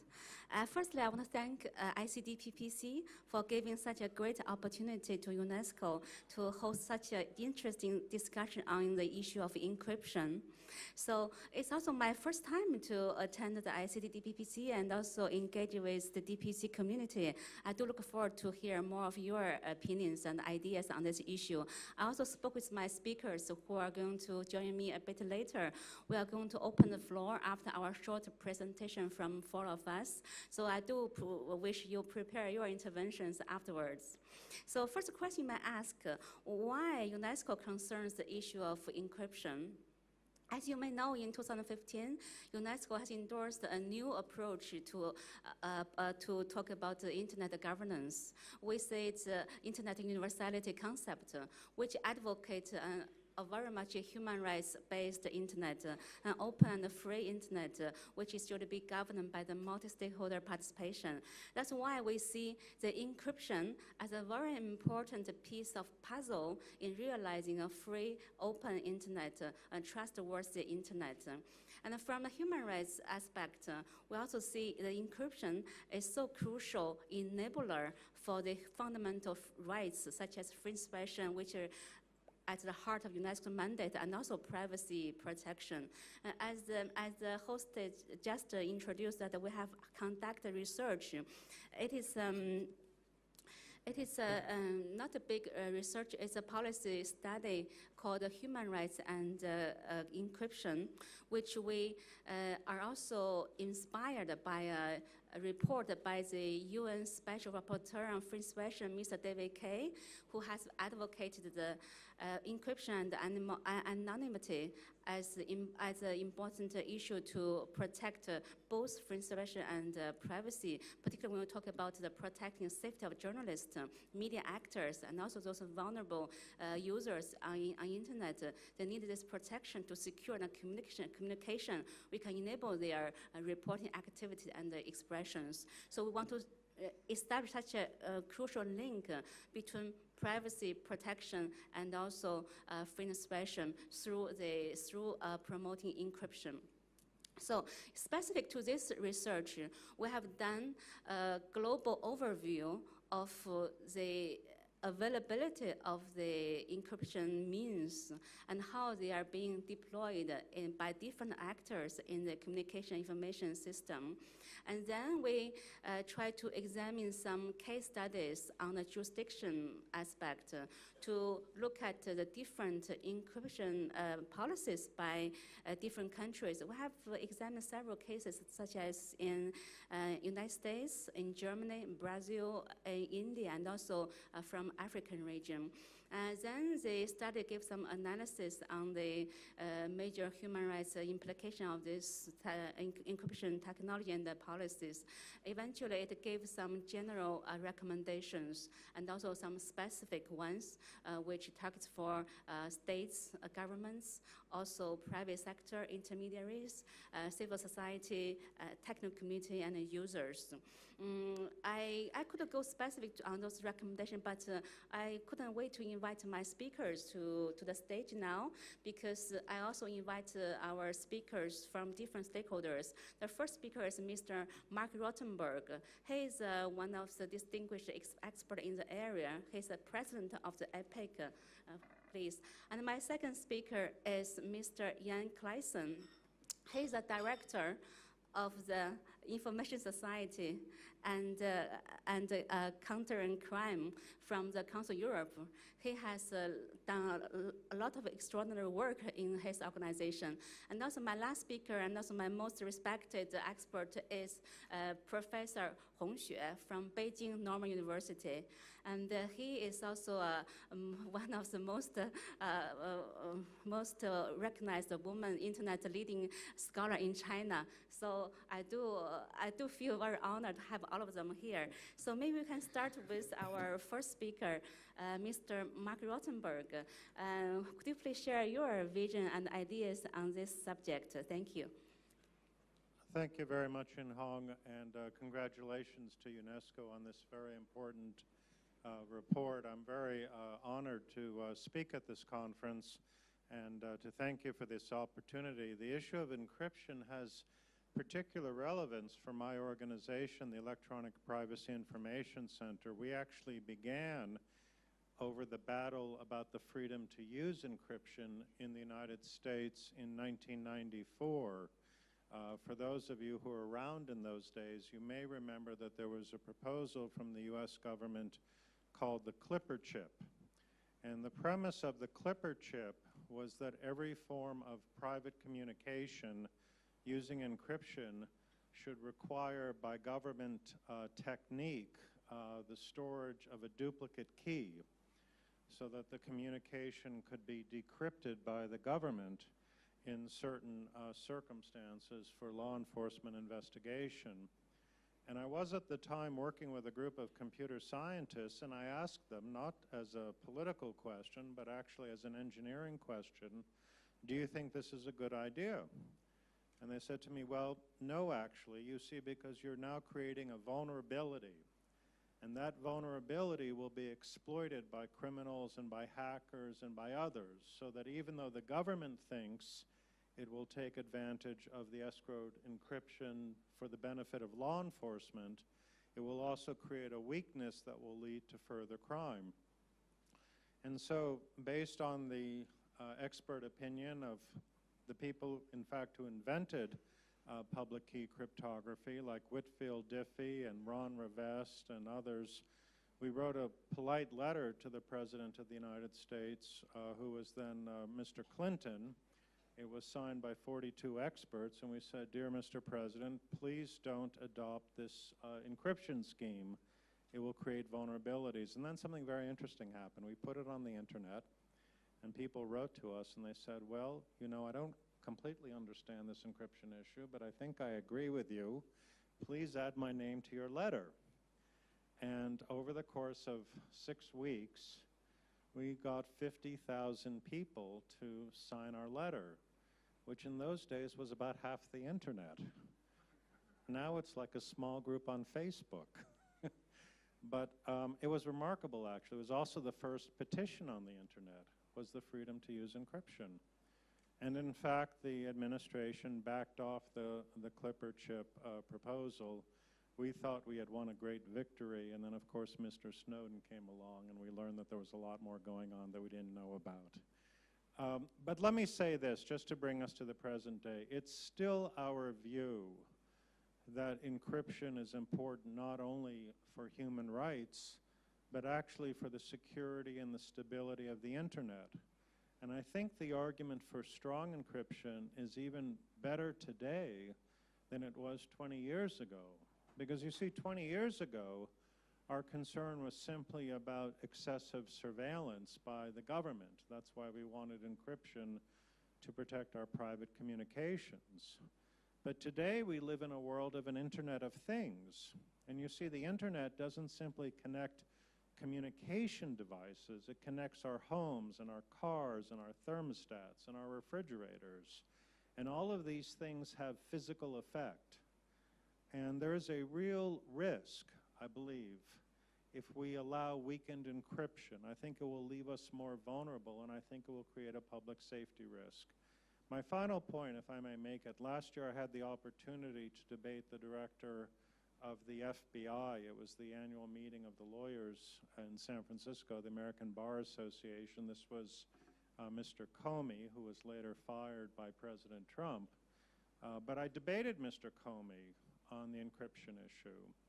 And one of the points that I made in my debate with him was that when we had studied the encryption issue, we were interested to learn that it was actually the law enforcement agencies that had gone to the telephone companies in the United States and to the internet companies like Apple and said, "You need better technology, you need better security, because when phones are stolen, they create the risk of additional theft and additional crime." And so many of the security technologies we have today based on encryption reduce the level of crime. So my key point is we need strong encryption both for human rights and to reduce the risk of crime. Thank you so much for being so brief and informative. Now I'm moving to our next speaker. Jan, it's your floor. Thank you very much. Good afternoon, everyone. My colleagues were so worried about my privacy that instead of sending a biography to the organizers, a summary of a former speech was sent. Now, that doesn't matter so much for the personal details, but what is perhaps would have been interesting to put down and to share with you is that within the Council of Europe, interestingly enough, data protection, internet governance, in my directorate are combined with the fight against terrorism, organized crime, and cybercrime, to name but a few. So, as you can imagine, I have to speak to some very different constituencies from time to time, and in fact, I'm just back from a major anti-terrorism conference in Malaga, Spain. Also, on my behalf, thank you very much for inviting me here, Jean-Luc, to contribute. I'm afraid that if your intention was to spark a furious debate right from the start, I must disappoint you, because I can wholeheartedly agree with everything that has just been said. It is very much also the position of the Council of Europe that, and this has been reaffirmed by our Committee of Ministers, 47 member states in our case, that encryption is extremely important, that it protects the user, but that it's also protection against crime in general and terrorism, for that matter, so that strong encryption indeed today is more needed than ever. Because the example was given of the harm that could be done by insufficient encryption. At the terrorism conference I attended, the biggest threat that terrorism experts see these days is an attack, a cyber attack on critical infrastructure. That is the nightmare scenario, and encryption, especially because you also mentioned the Internet of Things, is a protection, is a shield, an additional shield against that. I'd also like to point out that the Cybercrime Convention explicitly recognizes that encryption is a legitimate way to protect privacy in communications. When the convention was drafted, the Internet of Things did not yet exist, but in communications this is very clearly stated. However, there is also, of course, and especially those of you who come from Europe will be very much aware of this, a growing concern about the, as a result of the terrorist attacks that took place, a growing concern about the possibility to, for law enforcement to obtain the evidence that is necessary. To this effect, the Cybercrime Committee started last week on a protocol to work on access to cloud evidence, which is part and parcel of this story. And what I would also like to announce here, and I think we are the first organization to do so, next week a number of major internet companies will be invited to join a platform at the Council of Europe. It will be a de facto observer status to discuss, together with governments and civil society, which we have already with us for many years, but to discuss with tech and telco companies in the age of digital communication and the need for encryption, how can we nonetheless ensure that law enforcement gets the evidence that is needed without weakening encryption as such, but what can we do together in order to address this obviously very, very serious concern.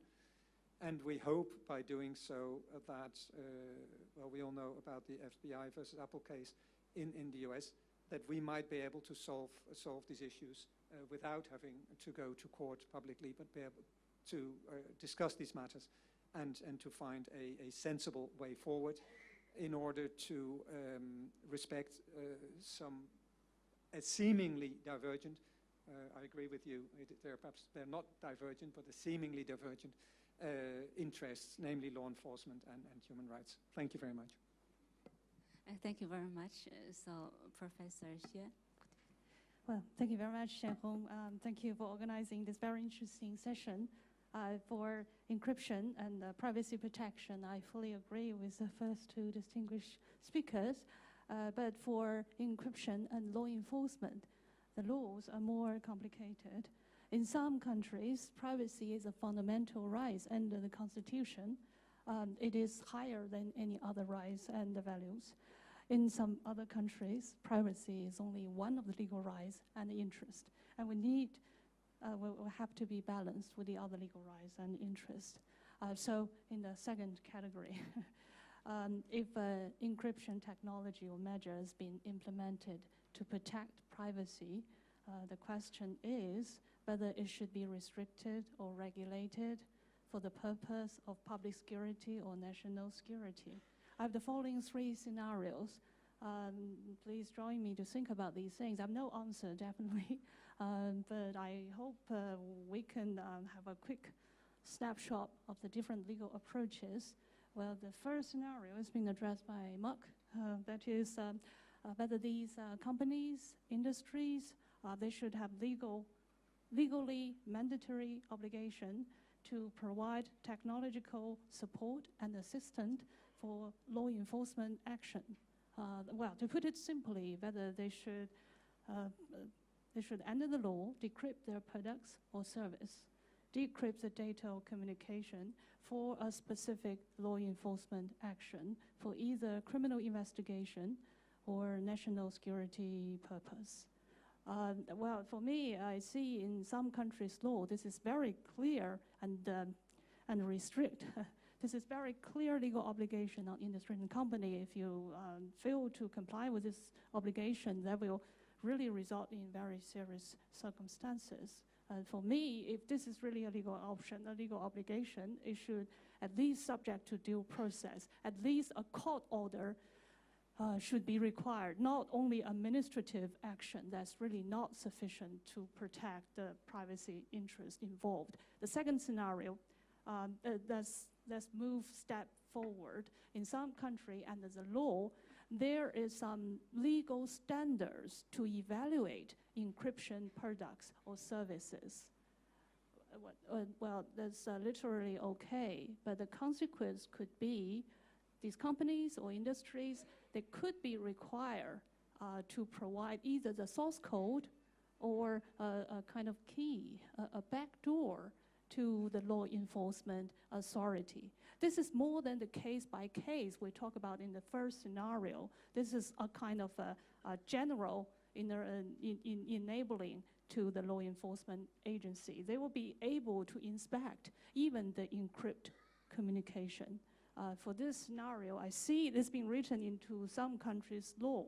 I have some concern over that, and I'd be interested how it will be implemented in reality. I'd be interested to see if it's being occurring in other countries' law. The third scenario is very interesting. I put it shortly.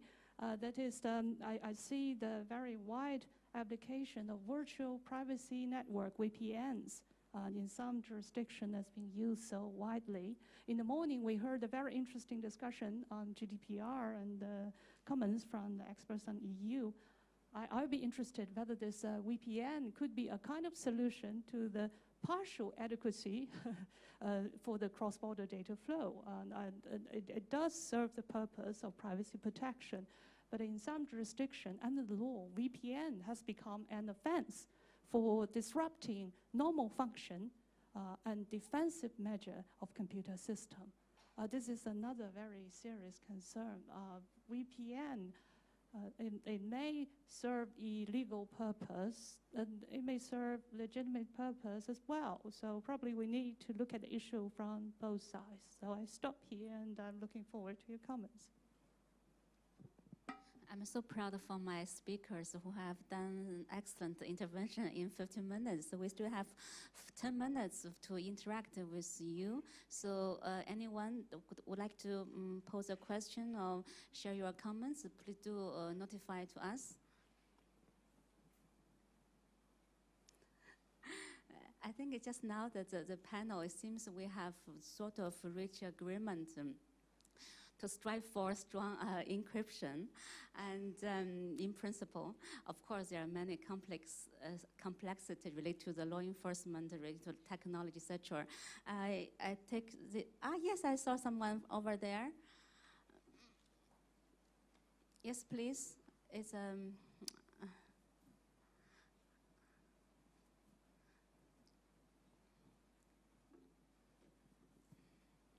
Hi, my name is Alex from Price International. Just had a question from the panelists, maybe to link the discussion now on encryption with the following session on the resolution for the protection of human rights defenders. As already highlighted, there's a lot of crackdown on civil society, and encryption and the availability to use it provides avenues for journalists, human rights defenders, and others to communicate securely, especially in very intense environments. And so just wanted to ask the panelists to reflect how this discussion links to the commitment that this conference has made to protect human rights defenders and privacy advocates. Thank you. Thank you for sharing your interesting comments. Anyone want to respond? Okay, Mark, please. Sure. I wanted to say a couple of things. First of all, I wanted to thank Privacy International for the excellent work that I know that they're doing in support of encryption for users. The other NGOs, also Access Now and the European Digital Rights Initiative. I think these are the organizations that understand intuitively the importance of the privacy techniques, and they're training their members and others about how to protect their privacy using encryption, and I think we should all appreciate their very good work. I wanted to just tell a brief story. It was 25 years ago when Phil Zimmerman created Pretty Good Privacy. And Phil's kind of a funny guy, but he had a clever program and a good way to protect privacy. And we actually spent some time training human rights organizations almost 25 years ago. Oftentimes they were communicating in countries where it was difficult and threatening to them, and we believe that it was important for them to be able to do their work. And so Phil and I worked together to teach people PGP. I think it would be wonderful for the people assembled here. I know that many of you are public officials and privacy experts, and you work for companies and are academics. If you could support a fundamental right, a freedom to use encryption, I think it's the type of emerging right in our digital society that's become increasingly important, and I think it's a right that we need to rally behind when those people who are in a difficult situation need to use encryption. I think they should feel that they have the support of the world privacy community. Thank you very much. And Yan, you want to share? Yes, also in 2-3 words, I mentioned the support of my organization of 47 European countries for encryption, and I mentioned because it protects against crime and also terrorism. But I should add that in the various statements in favor of encryption, the need to protect human rights defenders was explicitly referred to. So very much on the same line. Thank you. I'm also expecting someone. Oh, yes, please, sir. Please, you have the floor. Thank you. This is Willen Chu of ISACA Hong Kong chapter. I have a question about encryption and another technical term called pseudonymization. These two terms are introduced in GDPR. I wonder how encrypted message or pseudonymized message, are they able to go into this cross-border data transfer? That means once data have been encrypted or pseudonymized, will they be out of scope of GDPR? Anyone want to respond to this question? I think the gentleman sitting in the first row, in the front row, would be the best place to answer this one. Bruno? Well, the answer is quite simple, no. But it's a no, but encryption, as other can be used to reduce the risks which are involved in processing, and that's very relevant under the GDPR, because there's a number of obligations which are introduced by the GDPR apply only to processing which involve or which present a high likelihood of risk for individuals. So that's actually it's an incentive. They have incentive built in the GDPR to use those techniques. But it's only when data is anonymized, and I know that this we could spend the whole day in discussing this. It's only when data is anonymized that then it escapes, or it is no longer subject to data protection rules. Thank you, sir. Could you also introduce yourself? I didn't hear your name and your organization. I'm from the European Commission, responsible for international data transfers and protection. Thank you very much for your inputs. So any more comments and questions? I believe we still have a few more minutes.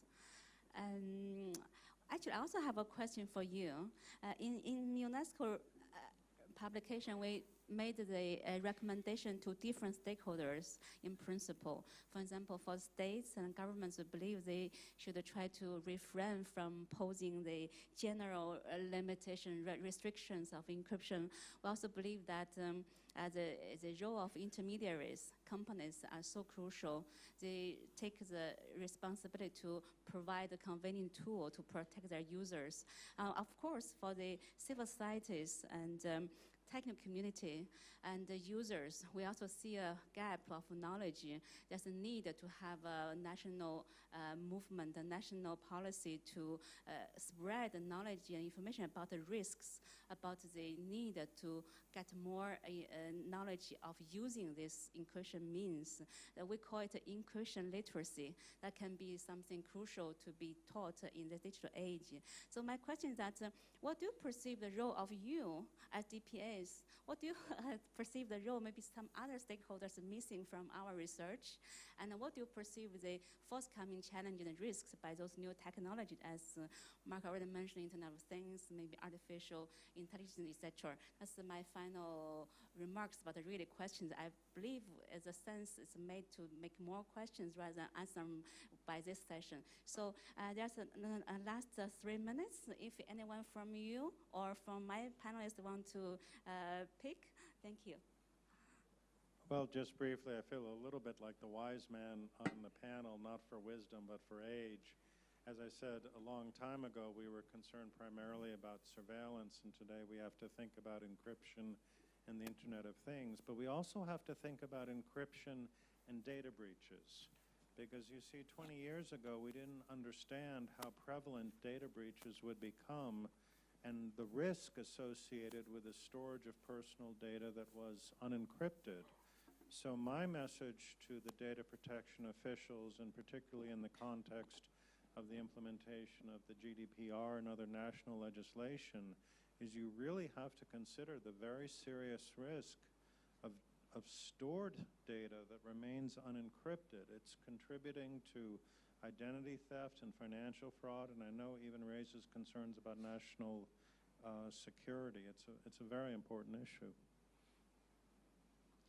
My closing request would be to all data protection authorities to engage strongly with law enforcement and the private sector. I mentioned this attack on critical infrastructure. I don't know how many of you had difficulties checking in for your return flight yesterday, but a minor glitch at Heathrow apparently and Charles de Gaulle Airport put online check-in in a large part of the world out of order for several hours yesterday. As I mentioned, a major cyber attack on critical infrastructure is really what a lot of law enforcement are very worried about. At the Council of Europe, we very much will try to have that dialogue. It's not always easy to get these people together, I must say, law enforcement and civil society, data protection authorities. But we are strongly convinced at the Council of Europe that is the only way forward. Thank you. Thank you, Professor. All right. We see some very serious cases of data breaches, and have heard of people's life even. We've heard some very serious cases, especially data breach in telecom sector in China. And government is taking very strong measures to address this issue, to enhance cybersecurity. We have a new law. And we see many new legal measures, for example, data localization. But my question here is that whether this localization is really serving the purpose of security, or whether we should look at encryption as another solution to enhance security. Thank you very much. I understand our time is up. I just want to thank all our speakers and also your participation. I wish this discussion can be taken forward maybe next year. I look forward to working with you in the future. Thank you.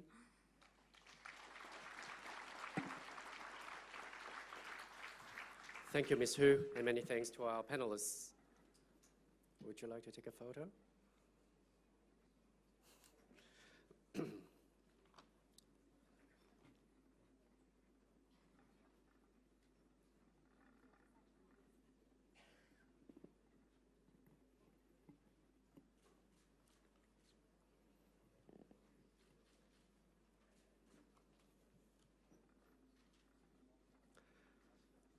Our next panel discussion will be on human rights defenders.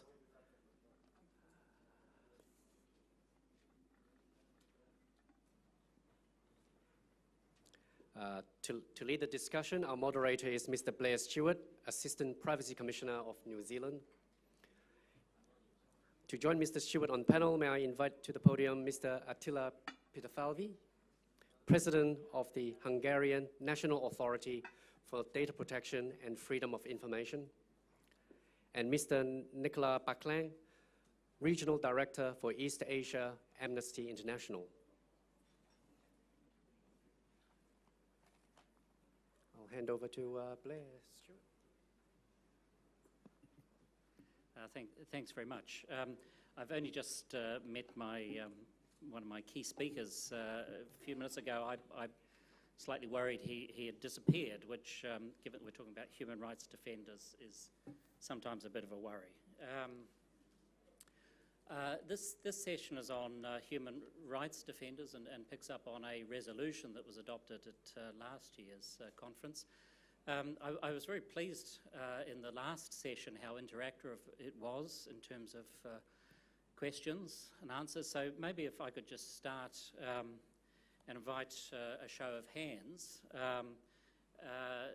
just to sort of get a sense of the room as to whether people consider Edward Snowden a hero or a villain. Those who think he's a hero, raise their hands. Okay, I'll put your hands down. Those that think he's a villain. And those that abstain. And I don't want to say in case somebody's watching. But it was intended simply to indicate that there is some divisiveness in this area. We all agree with human rights, I hope, in this room. But some of the strong defenders get marked out for, they can be quite divisive. And Edward Snowden is such a case, I think, and he works in our, sort of works in our area, which is information and the release of information. And of course, we are familiar with human rights advocates specifically in the area of privacy, and we've just heard from Mark Rotenberg from EPIC, and Privacy International was mentioned, and there are many other great civil society privacy advocates in the room. This session isn't just about the position of human rights defenders in the area of privacy. We're also talking about human rights defenders generally, people who are advocating in their communities for civil and political rights, and also social and economic rights. And if you think of things like environmental advocates who are arguing for clean water and right to housing and that sort of thing that are being targeted and in some cases killed. We're also talking about those people and their right, the related information issues, such as their right to communicate effectively and freely, such as was illustrated in the previous session on encryption.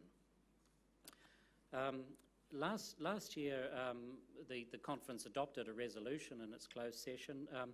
At the heart of that was kind of a recognition that I think all data protection authorities would recognise that the protection of personal data is a shared responsibility that can't simply be left to data protection authorities, but requires vigilance and action by many actors within government, business and civil society. And we're mainly talking about civil society here, and they are often in possession of the most expertise in some of these areas and are really agents for change that the rest of us sometimes respond to. The United Nations has done a lot of work in respect of the protection of human rights defenders and adopted a declaration that is not necessarily very well known. So the resolution said that perhaps state protection authorities have a responsibility to make it more known, better known, and perhaps to start to understand the issues of human rights defenders as they relate to privacy and data protection. We have two speakers today, both with a great deal of expertise in the topic. We have Nicholas Beckerlin from,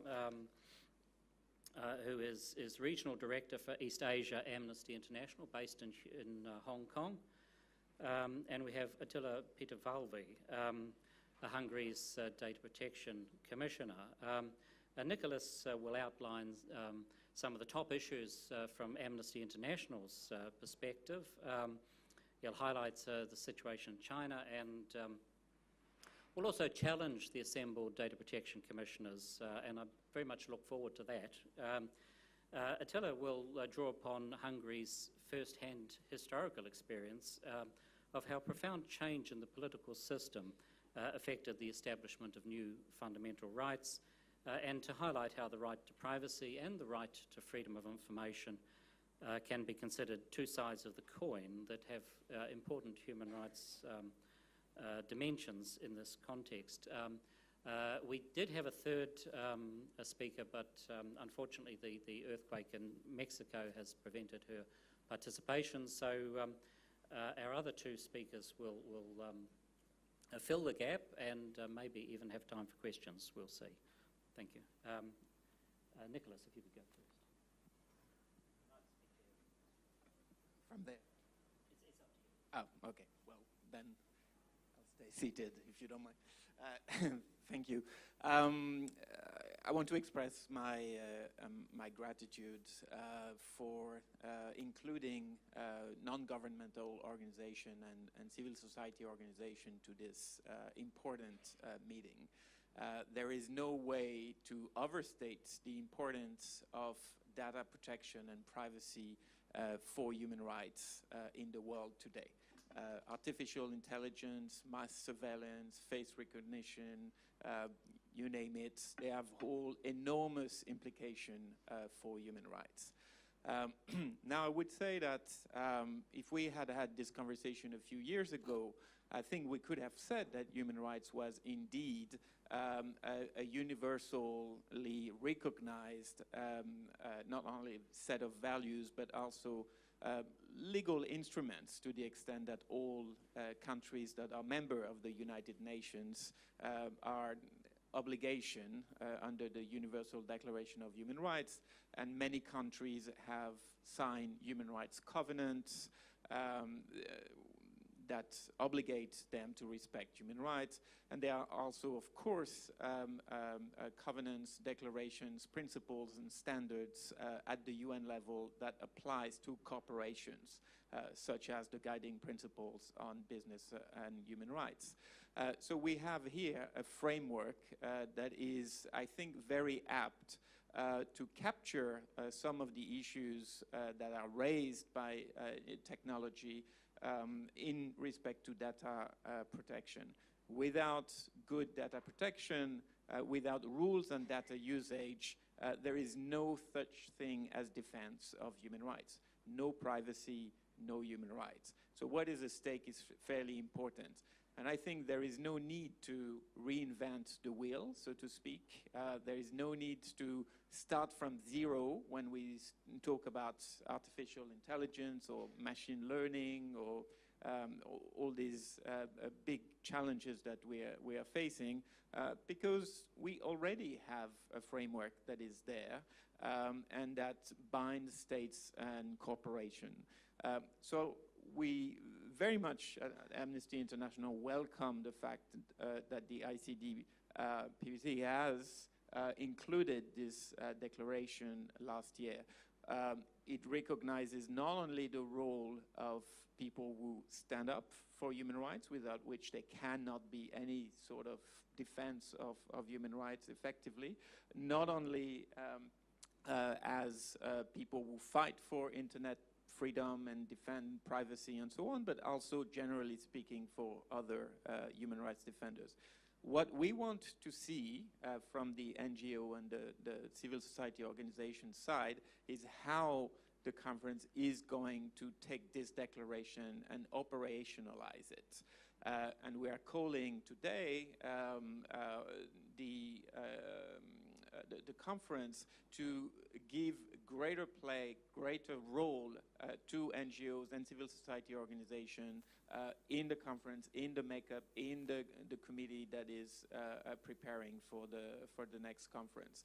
I think DPAs need all the help they can get from society and from civil society. They need the support, they need the role of watchdog that we are playing. They need a diversity of views.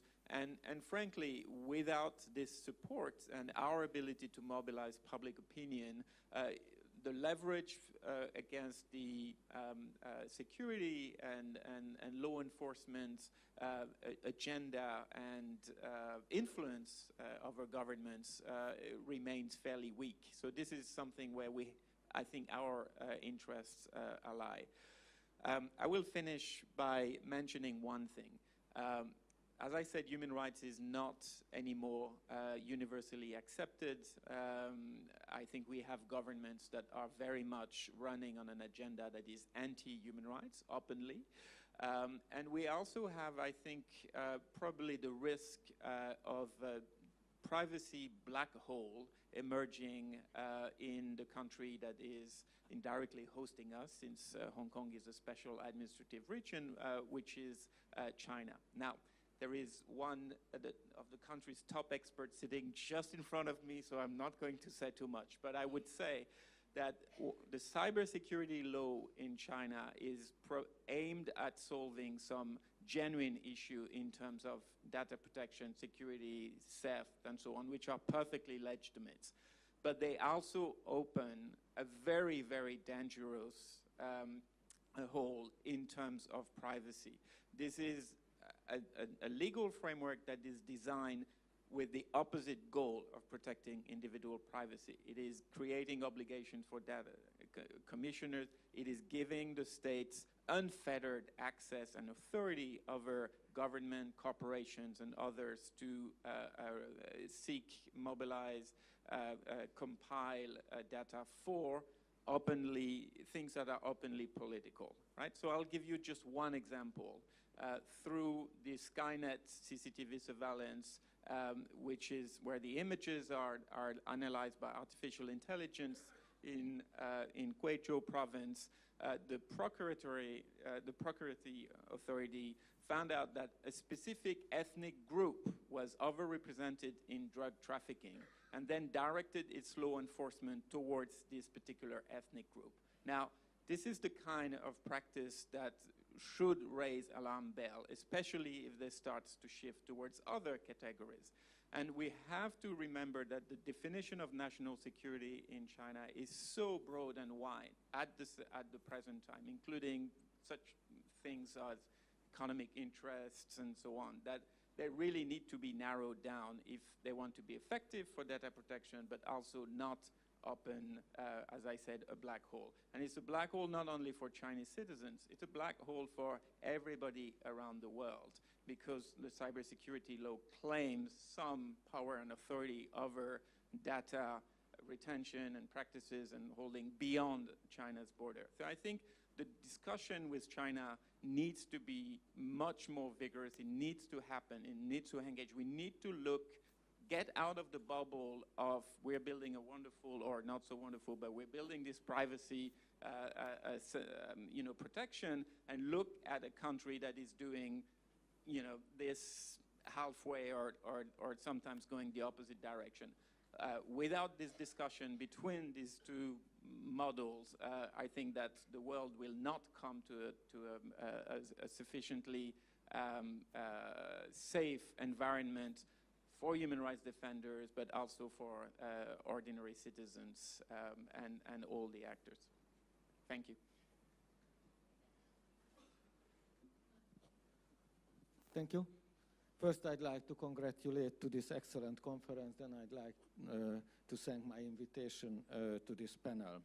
Ladies and gentlemen, Hungary has first-hand historical experiences how the change of the political system affected the establishment of the new fundamental rights.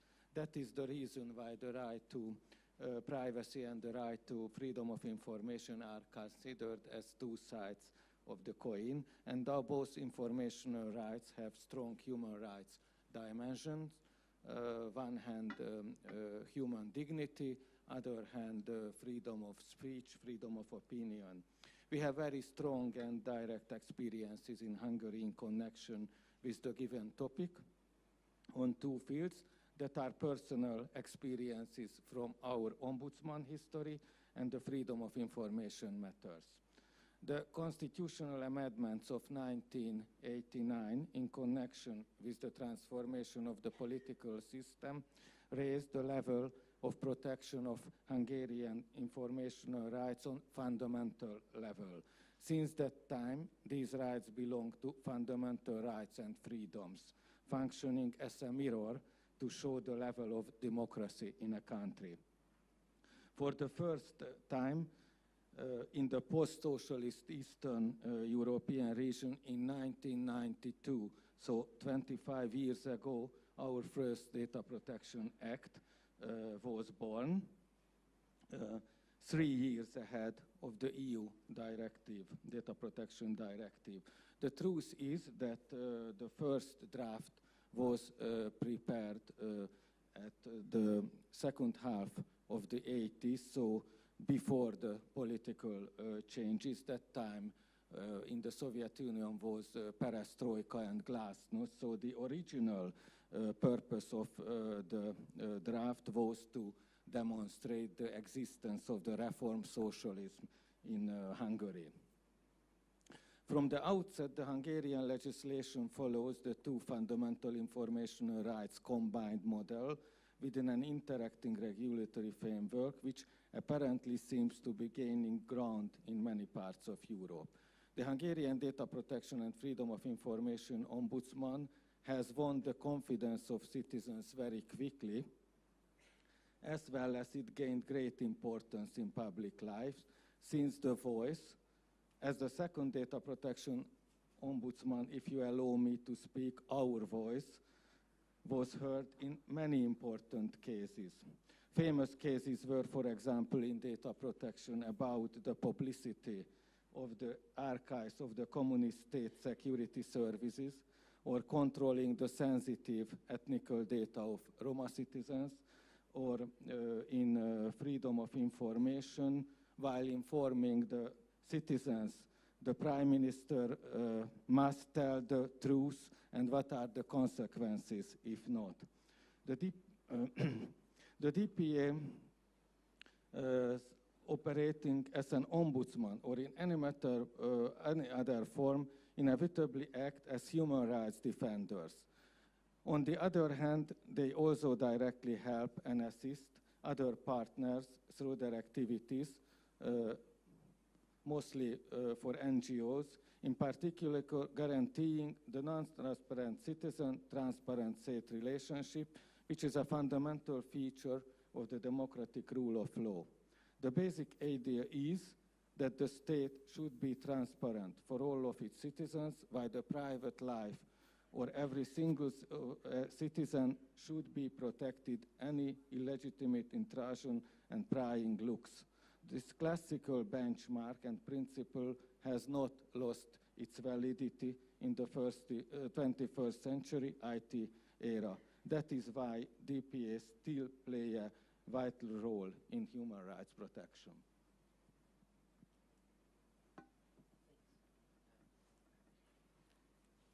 I wasn't actually expecting we'd have time for questions, but we do. Please indicate if you've got a question, or over here, if we could just wait, and the thing will be with you soon, the microphone.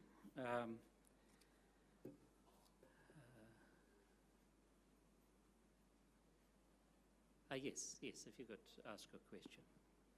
Thank you very much. My name is Fanny Hidvegi, and I represent Access Now, which is a civil society organization, and I'm Hungarian.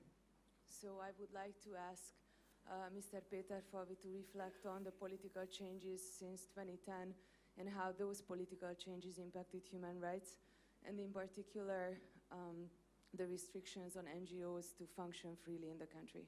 Thank you. Did you hear that question? I think, as I mentioned, because of privacy, the mother right of privacy is human dignity, and the mother right of freedom of information is freedom of speech, freedom of opinion. The Data Protection and Freedom of Information Authority itself, a human rights defender. And that's why we have good connection and cooperation with NGOs also, not only in cases, but when we make opinion about a draft, a new draft. Sometimes NGOs also ask the authority how to make opinion. And other question is that in connection with freedom of information, the Hungarian authority has a strong right to control all the national classified data. That is also part of human rights, how to protect human rights. So yes, you write that there are a lot of articles that what had happened with the NGOs, but we have cooperation with NGOs, so it is not our business what happen on political level. Thanks very much. Have we got any more questions? We've still got another 7 minutes and 35 seconds.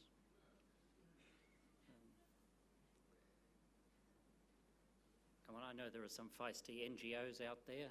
They must have some questions. They want to criticise some data protection authorities. That's what I am for. Given you the opportunity. Oh yes, we've got a question over here. So you put the question to us. Would you say Snowden was a hero or a villain, and why?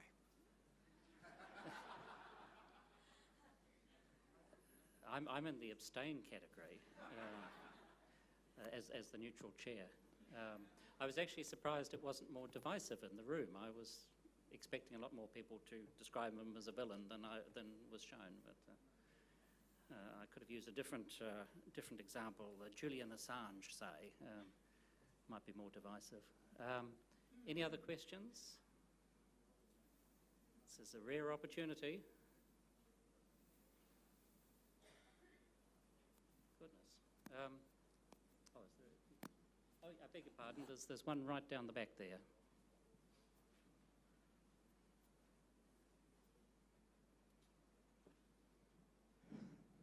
Hi, my name is Alex from Price International.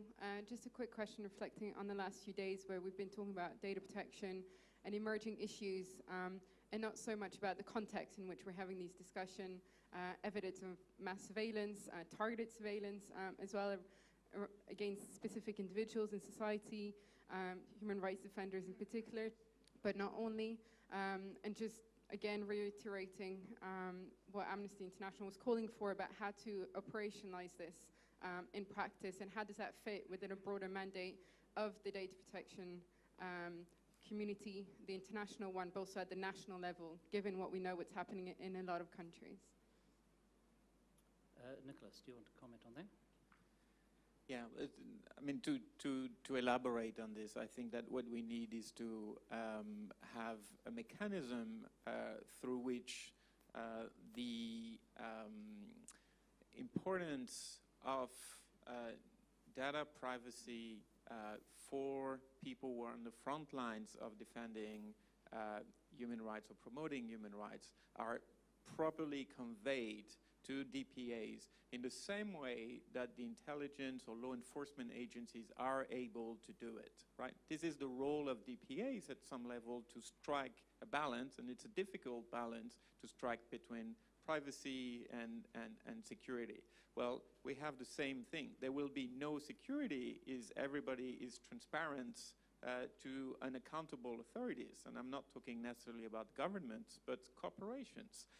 I think that corporations are so much ahead of the regulatory authorities that they do constitute a fairly significant risk.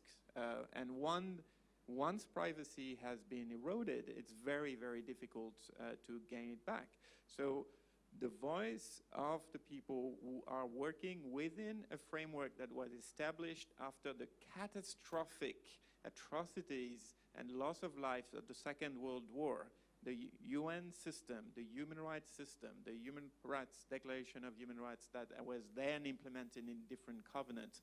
This has been done to prevent humanity from repeating the catastrophes that we saw during the Second World War, including the targeting, the use of files, of system or identification, very much the things that we are seeing today at a very different technical level. So there are some lessons to learn from history. We try to build, the international community and states try to build some safeguards so that we do not err in that direction again. I think we should heed to history, we should pay attention to this, and we should be clear that the risks are real and present.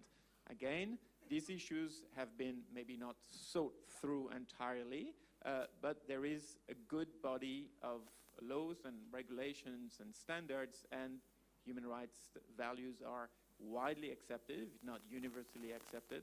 They are a much better way to start than to try to reinvent the wheel and start from zero. So I look forward to working with the next preparatory committee to ensure that we can, as well as other organizations, as well as other constituencies in this very central debate that are represented in the proceedings and in the discussions, the important discussion that you're having once a year that shape global norms on privacy. Thanks very much. I don't see any more questions, and we're almost out of time.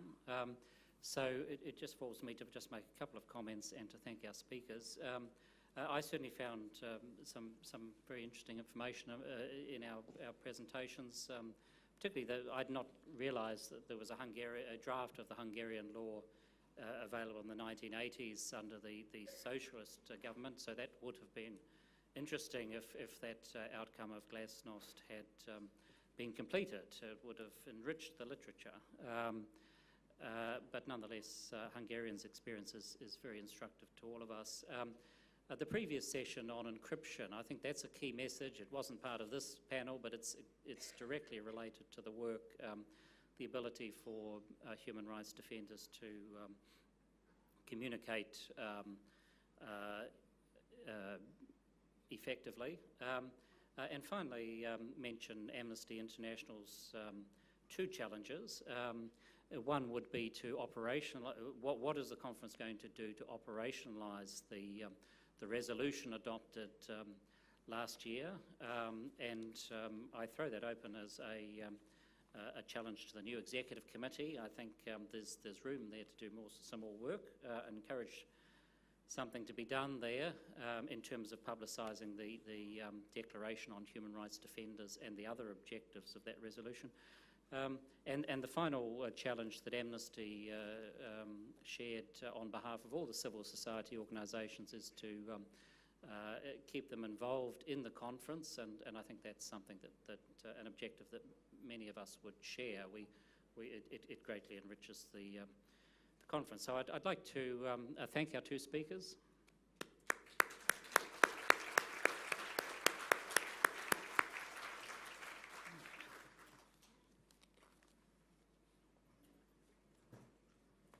Thank you, Mr. Stewart, and many thanks to our panelists.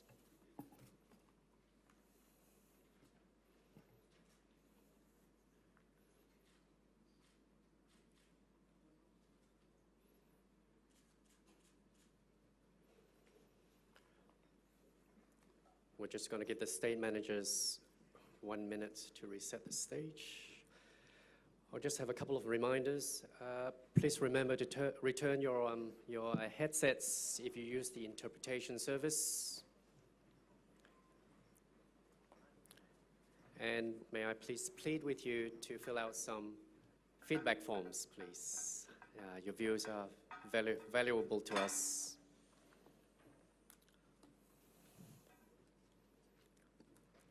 Some of you may have received a rechargeable portable charger as a souvenir. May I remind you that you cannot check it in as a check-in baggage, so you'll have to put it into your hand carry only. Distinguished guests, ladies and gentlemen, we've now come to the closing ceremony of the conference. After an intensive week of meetings and talks, as well as a full schedule of meetings, social events. I hope you've all had an enjoyable and productive time in Hong Kong. May I now invite a few of our guests to the stage for a group photo, please. Mr. John Edwards, Chair of the ICDPPC, Mr. Giovanni Battarelli, European Data Protection Supervisor, Mr. Vensislav Karadjov, Chairman of the Bulgarian Commission for Personal Data Protection, and Mr. Stephen Wong, our Hong Kong Privacy Commissioner.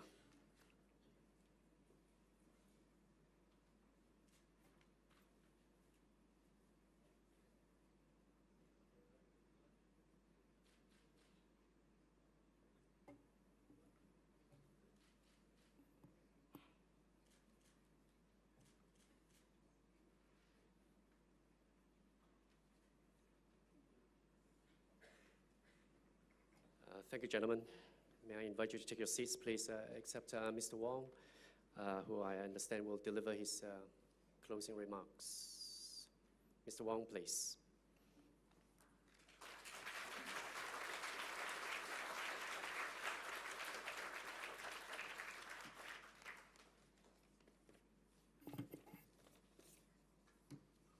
Good afternoon, ladies and gentlemen.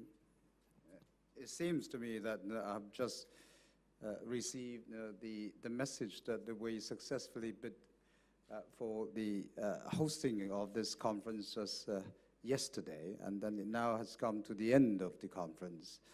Time really flies, and I'm sure you'll find that this conference informative and helpful. In this ICT and DT age, you'll agree that no single data protection authority can alone fully protect the personal data privacy of its citizens on its own. Instead, we all need to connect with our international counterparts, be it knowledge and intelligence sharing or enforcement cooperation. Similarly, in the context of international trade, businesses should not merely comply with the local data protection laws, but also adopt accountability approach, live up to the international standard of data protection with due consideration to the reasonable expectation of your customers or your clients, no matter where they reside.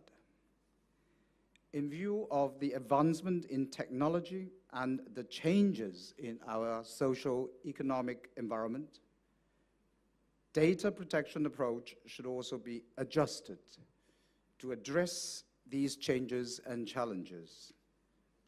Over the last 2 days, we have heard from DPAs, businesses, government officials, and leading academia of the West and the East in relation to the various data regulatory frameworks and culture.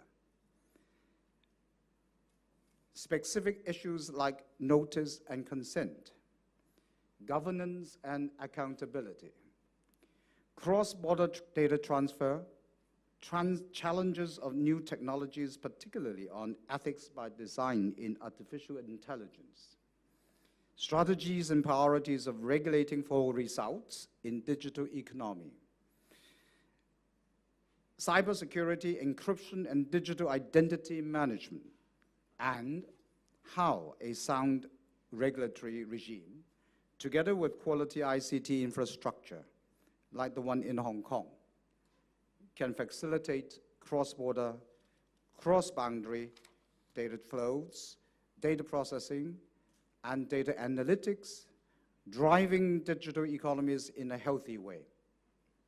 You may also agree that the program of this conference is pretty substantive, I may say, and the moderators, speakers, panelists, and discussion provocateurs are of world-class quality. I can confirm that this is intentional. I cannot thank our program committee more. Martin Abrams, Executive Director and Chief Strategist, the Information Accountability Foundation. John Bacon-Shaw, the Director of Social Sciences Research Center, Faculty of Social Sciences, the University of Hong Kong. Buana Bellamy, the President of SIPO. Cameron Carey, Senior Counsel, Sidley Austin. Malcolm Crompton, Managing Director, Information Integrity Solutions Limited. Elizabeth Denham, Information Commissioner of the United Kingdom. Jacob Constam, former Chairman of Dutch Data Protection Authority. Mark Parson, partner of Hogan Lovells. This is a difficult bit. Wojciech Wiewiorowski, the Assistant European Data Protection Supervisor, and Zhao Yun, the Head of Department of Law and the Director of the Center for Chinese Law, the University of Hong Kong. This conference, held in Hong Kong, would not have been possible but for the guidance and advice from the Executive Committee of the ICDPPC, led by John Edwards, and the Secretariat, headed by Blair Stewart. The experience and warnings shared by the hosts of the last two conferences, Morocco and the Netherlands, have been most helpful too.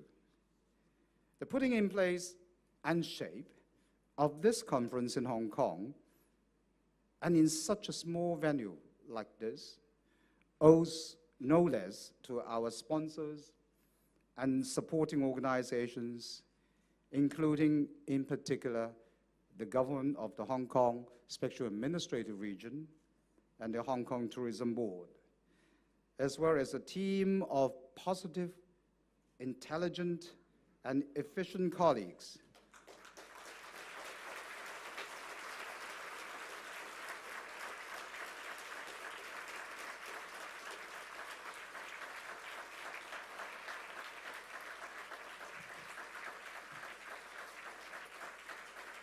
albeit amateurish.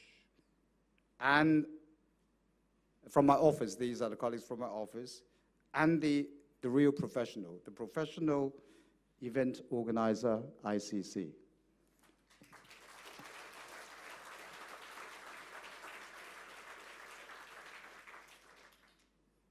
All the materials, speeches, PowerPoints, etc., will be uploaded onto the website of this conference and our pcpd.org.hk website.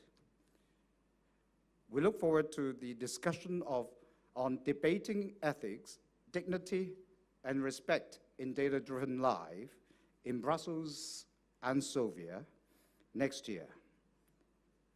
I hope we'll see you all again there. Thank you very much indeed.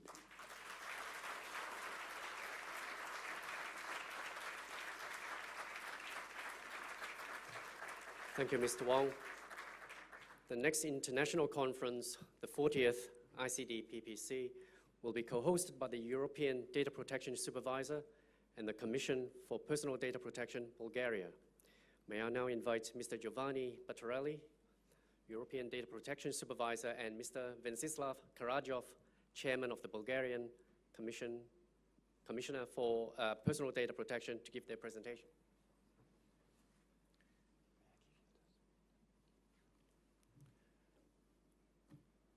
Good afternoon, dear colleagues, friends. Let me say that everything that has a beginning has an ending, including this very successful conference. Before Vensislav and I introduce you to the next edition, we will jointly be hosting in October next year. We really believe that Stephen, Fanny, and your excellent team really deserved the virtual standing ovation and the big round of applause from all of us. Why?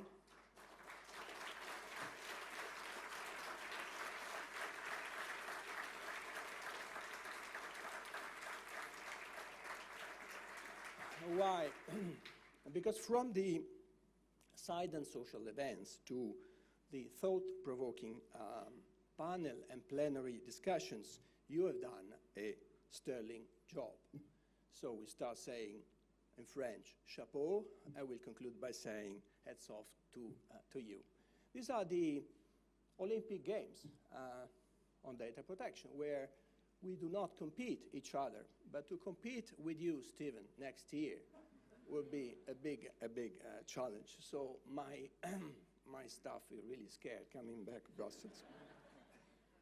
The theme of this conference, Connecting the West with the East, was a welcome reminder that privacy is culturally nuanced, with still different conceptions and regulations in different jurisdictions. We started 19 years ago by saying in Venice, one word, one privacy. We're still discussing about indispensable connections. And it has been a full week for important reflections for us, the data protection and privacy community, but also societies in general, in an era where and when data protection laws are still national, but personal data flows across borders. So, Stephen, once again, we believe you succeeded in connecting the West with the East, so and we endeavor to continue connecting each other next year. As you know, next year the edition will be on ethics, and you may say immediately, why ethics and why now? At this level, I would like to tell you that data protection authorities and privacy regulators remain first-hand witnesses of how the digital arena is changing certain notions of privacy and data protection. This is why a couple of years ago we set up an ethics advisory board to assess and analyze ethics and data protection. We believe that the board's interim report, which will be delivered before our conference and subject to a public consultation next year, will provide food for thought for the next year debate. Companies, large and small, and governments continue to take big advantage of the Internet of Things, big data, the robotics, artificial intelligence. So we believe this is the moment to ensure that our values steer technology based on common respect for the individual and human dignity. You may say that data protection and privacy were both founded on ethical principles, and that this is a useless discussion. But can we honestly say that ethics exist in the digital arena today? If they do what they serve and what they protect, but you may also say what is the ethical dimension to data processing, who should develop ethical policies, how we could integrate it into our daily work as regulators and enforce what is the role of governments, companies, public sector institutions, engineers, designers. These are not, we know, easy questions, and there are no easy solutions. But what we believe is that we need to continue an open, transparent conversation on a global level and across many disciplines, which we will have at the next year edition. So in a nutshell, we really believe that the new digital ethics is essential for sustainable innovation in the decades to come. Wenceslav. Thank you, ladies and gentlemen. If I may say, we have the most pleasant presentation with Giovanni here. No questions to you this year, only one request. Join us in 2018. You heard you'll already be presented with the theme of our conference in 2018, and I can confirm it is not typically part of our day-to-day work as data protection and privacy regulators when enforcing compliance, but because of this reason, you should be intrigued and interested. Both the closed and public sessions in 2018 conference will be held in Brussels, with privacy events in Sofia, Bulgaria, complementing the public session. We live in a time of change, all of us, time where the political and social importance of privacy and data protection in the international arena are higher than they have ever been before. Across the world, new and revised legal frameworks are now in place in more than 121 countries. Advances in artificial intelligence, digital health, and fine-grained personalization of services means that relationship between humans and machines becomes more and more complex and call into question notions of controllership, purpose limitation, data retention, and anonymity, and even the notion of consent. Along with its partners, of course, the EU is active in seeking an international consensus on how to meet the challenges of such exciting but unpredictable technological developments. Organizations within and outside the EU, as well as regulators, are preparing for modernized privacy and data protection rules. So next year, Brussels will be our natural venue for our discussions. And the events in Sofia will help to increase their reach out in Europe, the Caucasus region, the Asia, and we hope worldwide. In 2018 conference, just a few months after the entry into force of the new European legal framework on data protection, together with an innovative approach to the ethical dimension of data protection, will keep privacy and data protection high on the political and diplomatic and also the public agenda of the international community. Let us move towards respect of dignity of the individual in the digital environment. And join us in 2018. Your contributions are essential. Well, be familiar with this strange couple for the next 13 months. It's not Stan Laurel and Oliver Hardy, it's not Starkey and Hutch, but is more a demonstration that in an area, the European Union, where we have now a new entity with a specific personality, so that all Europeans now have a double citizenship, the one of their country and the European one, there's a good chance to cooperate between two independent authorities, regardless of their kingdom. And we would like to give you a final inspiration. We would like to invite you to watch a very short video, which is not a 5 stars generation movie, but has the beauty to be entirely homemade by the staff of us. So we would like to pay tribute to that staff and press the button.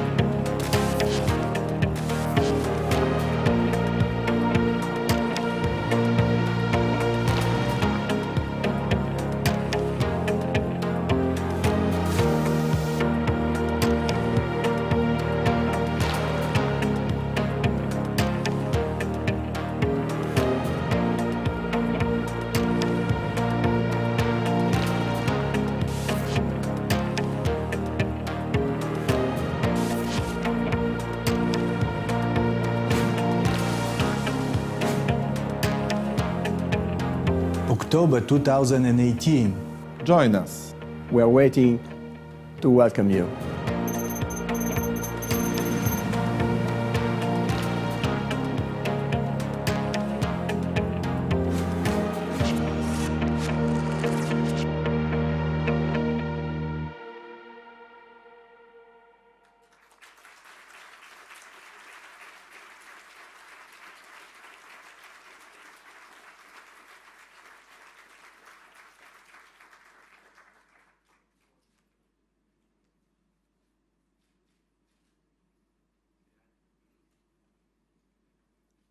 May I now invite Mr. John Edwards, Chair of the ICDPPC, to give the closing address, please. Thank you. Earlier in the week, I tweeted, "I haven't left this Hong Kong hotel for 2 days. We are just sitting around talking about privacy. I'm starting to feel like Edward Snowden." As have many before him and many since, Snowden chose Hong Kong as his meeting point between West and East. He camped out with journalists in the Mirror Hotel and told of a dystopian vision based on his interpretation of documents exfiltrated from the US National Security Agency. In fact, our meetings could not be more different. We have convened in this magnificent hotel, the Shangri-La, whose name is derived from the 1933 novel Lost Horizon by James Hilton. Wikipedia tells me that Hilton describes Shangri-La as a mystical, harmonious valley. Shangri-La has become synonymous with any earthly paradise, and particularly a mythical Himalayan utopia, a permanently happy land isolated from the outside world. A utopia is an unobtainable ideal. There are those who claim that the protection of privacy in this connected, data-rich world is similarly unrealistically aspirational. We have come together in this place to demonstrate that we reject that proposition. From the West to the East, the demands for privacy protection for the citizens of the world are growing. What a treat it has been to hear about the growing recognition of privacy as a fundamental human right from the PRC, Hong Kong, China, Macau, Korea, Japan, the Philippines, Singapore. It has been 18 years since we last convened in Asia, and that is too long. We look forward to coming back on a more regular rotation in the coming years. For all that I have learned about Eastern approaches to privacy, the latest developments in the implementation of the GDPR, encryption, artificial intelligence, and a myriad of other compelling privacy and data protection issues of our time, what I have been most impressed, surprised, and frankly blown away by is the indefatigable energy of our host, Commissioner Stephen Wong. I tried to count the number of speeches, fireside chats, panels, toasts, introductory and concluding remarks that he has given. I couldn't. He's been everywhere. You turn around and there he is greeting a minister or a member of the opposition. You go into another room and there he is welcoming another DPA delegation, and always appearing fresh, unhurried, and fully in command of his material and his audience. Stephen Wong really is the Jackie Chan of privacy protection.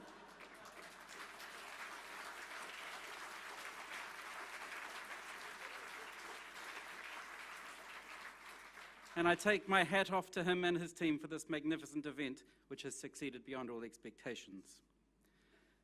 I look forward to seeing you all in Brussels for our next meeting, and I wish the organisers of that event the very best of luck in their preparations.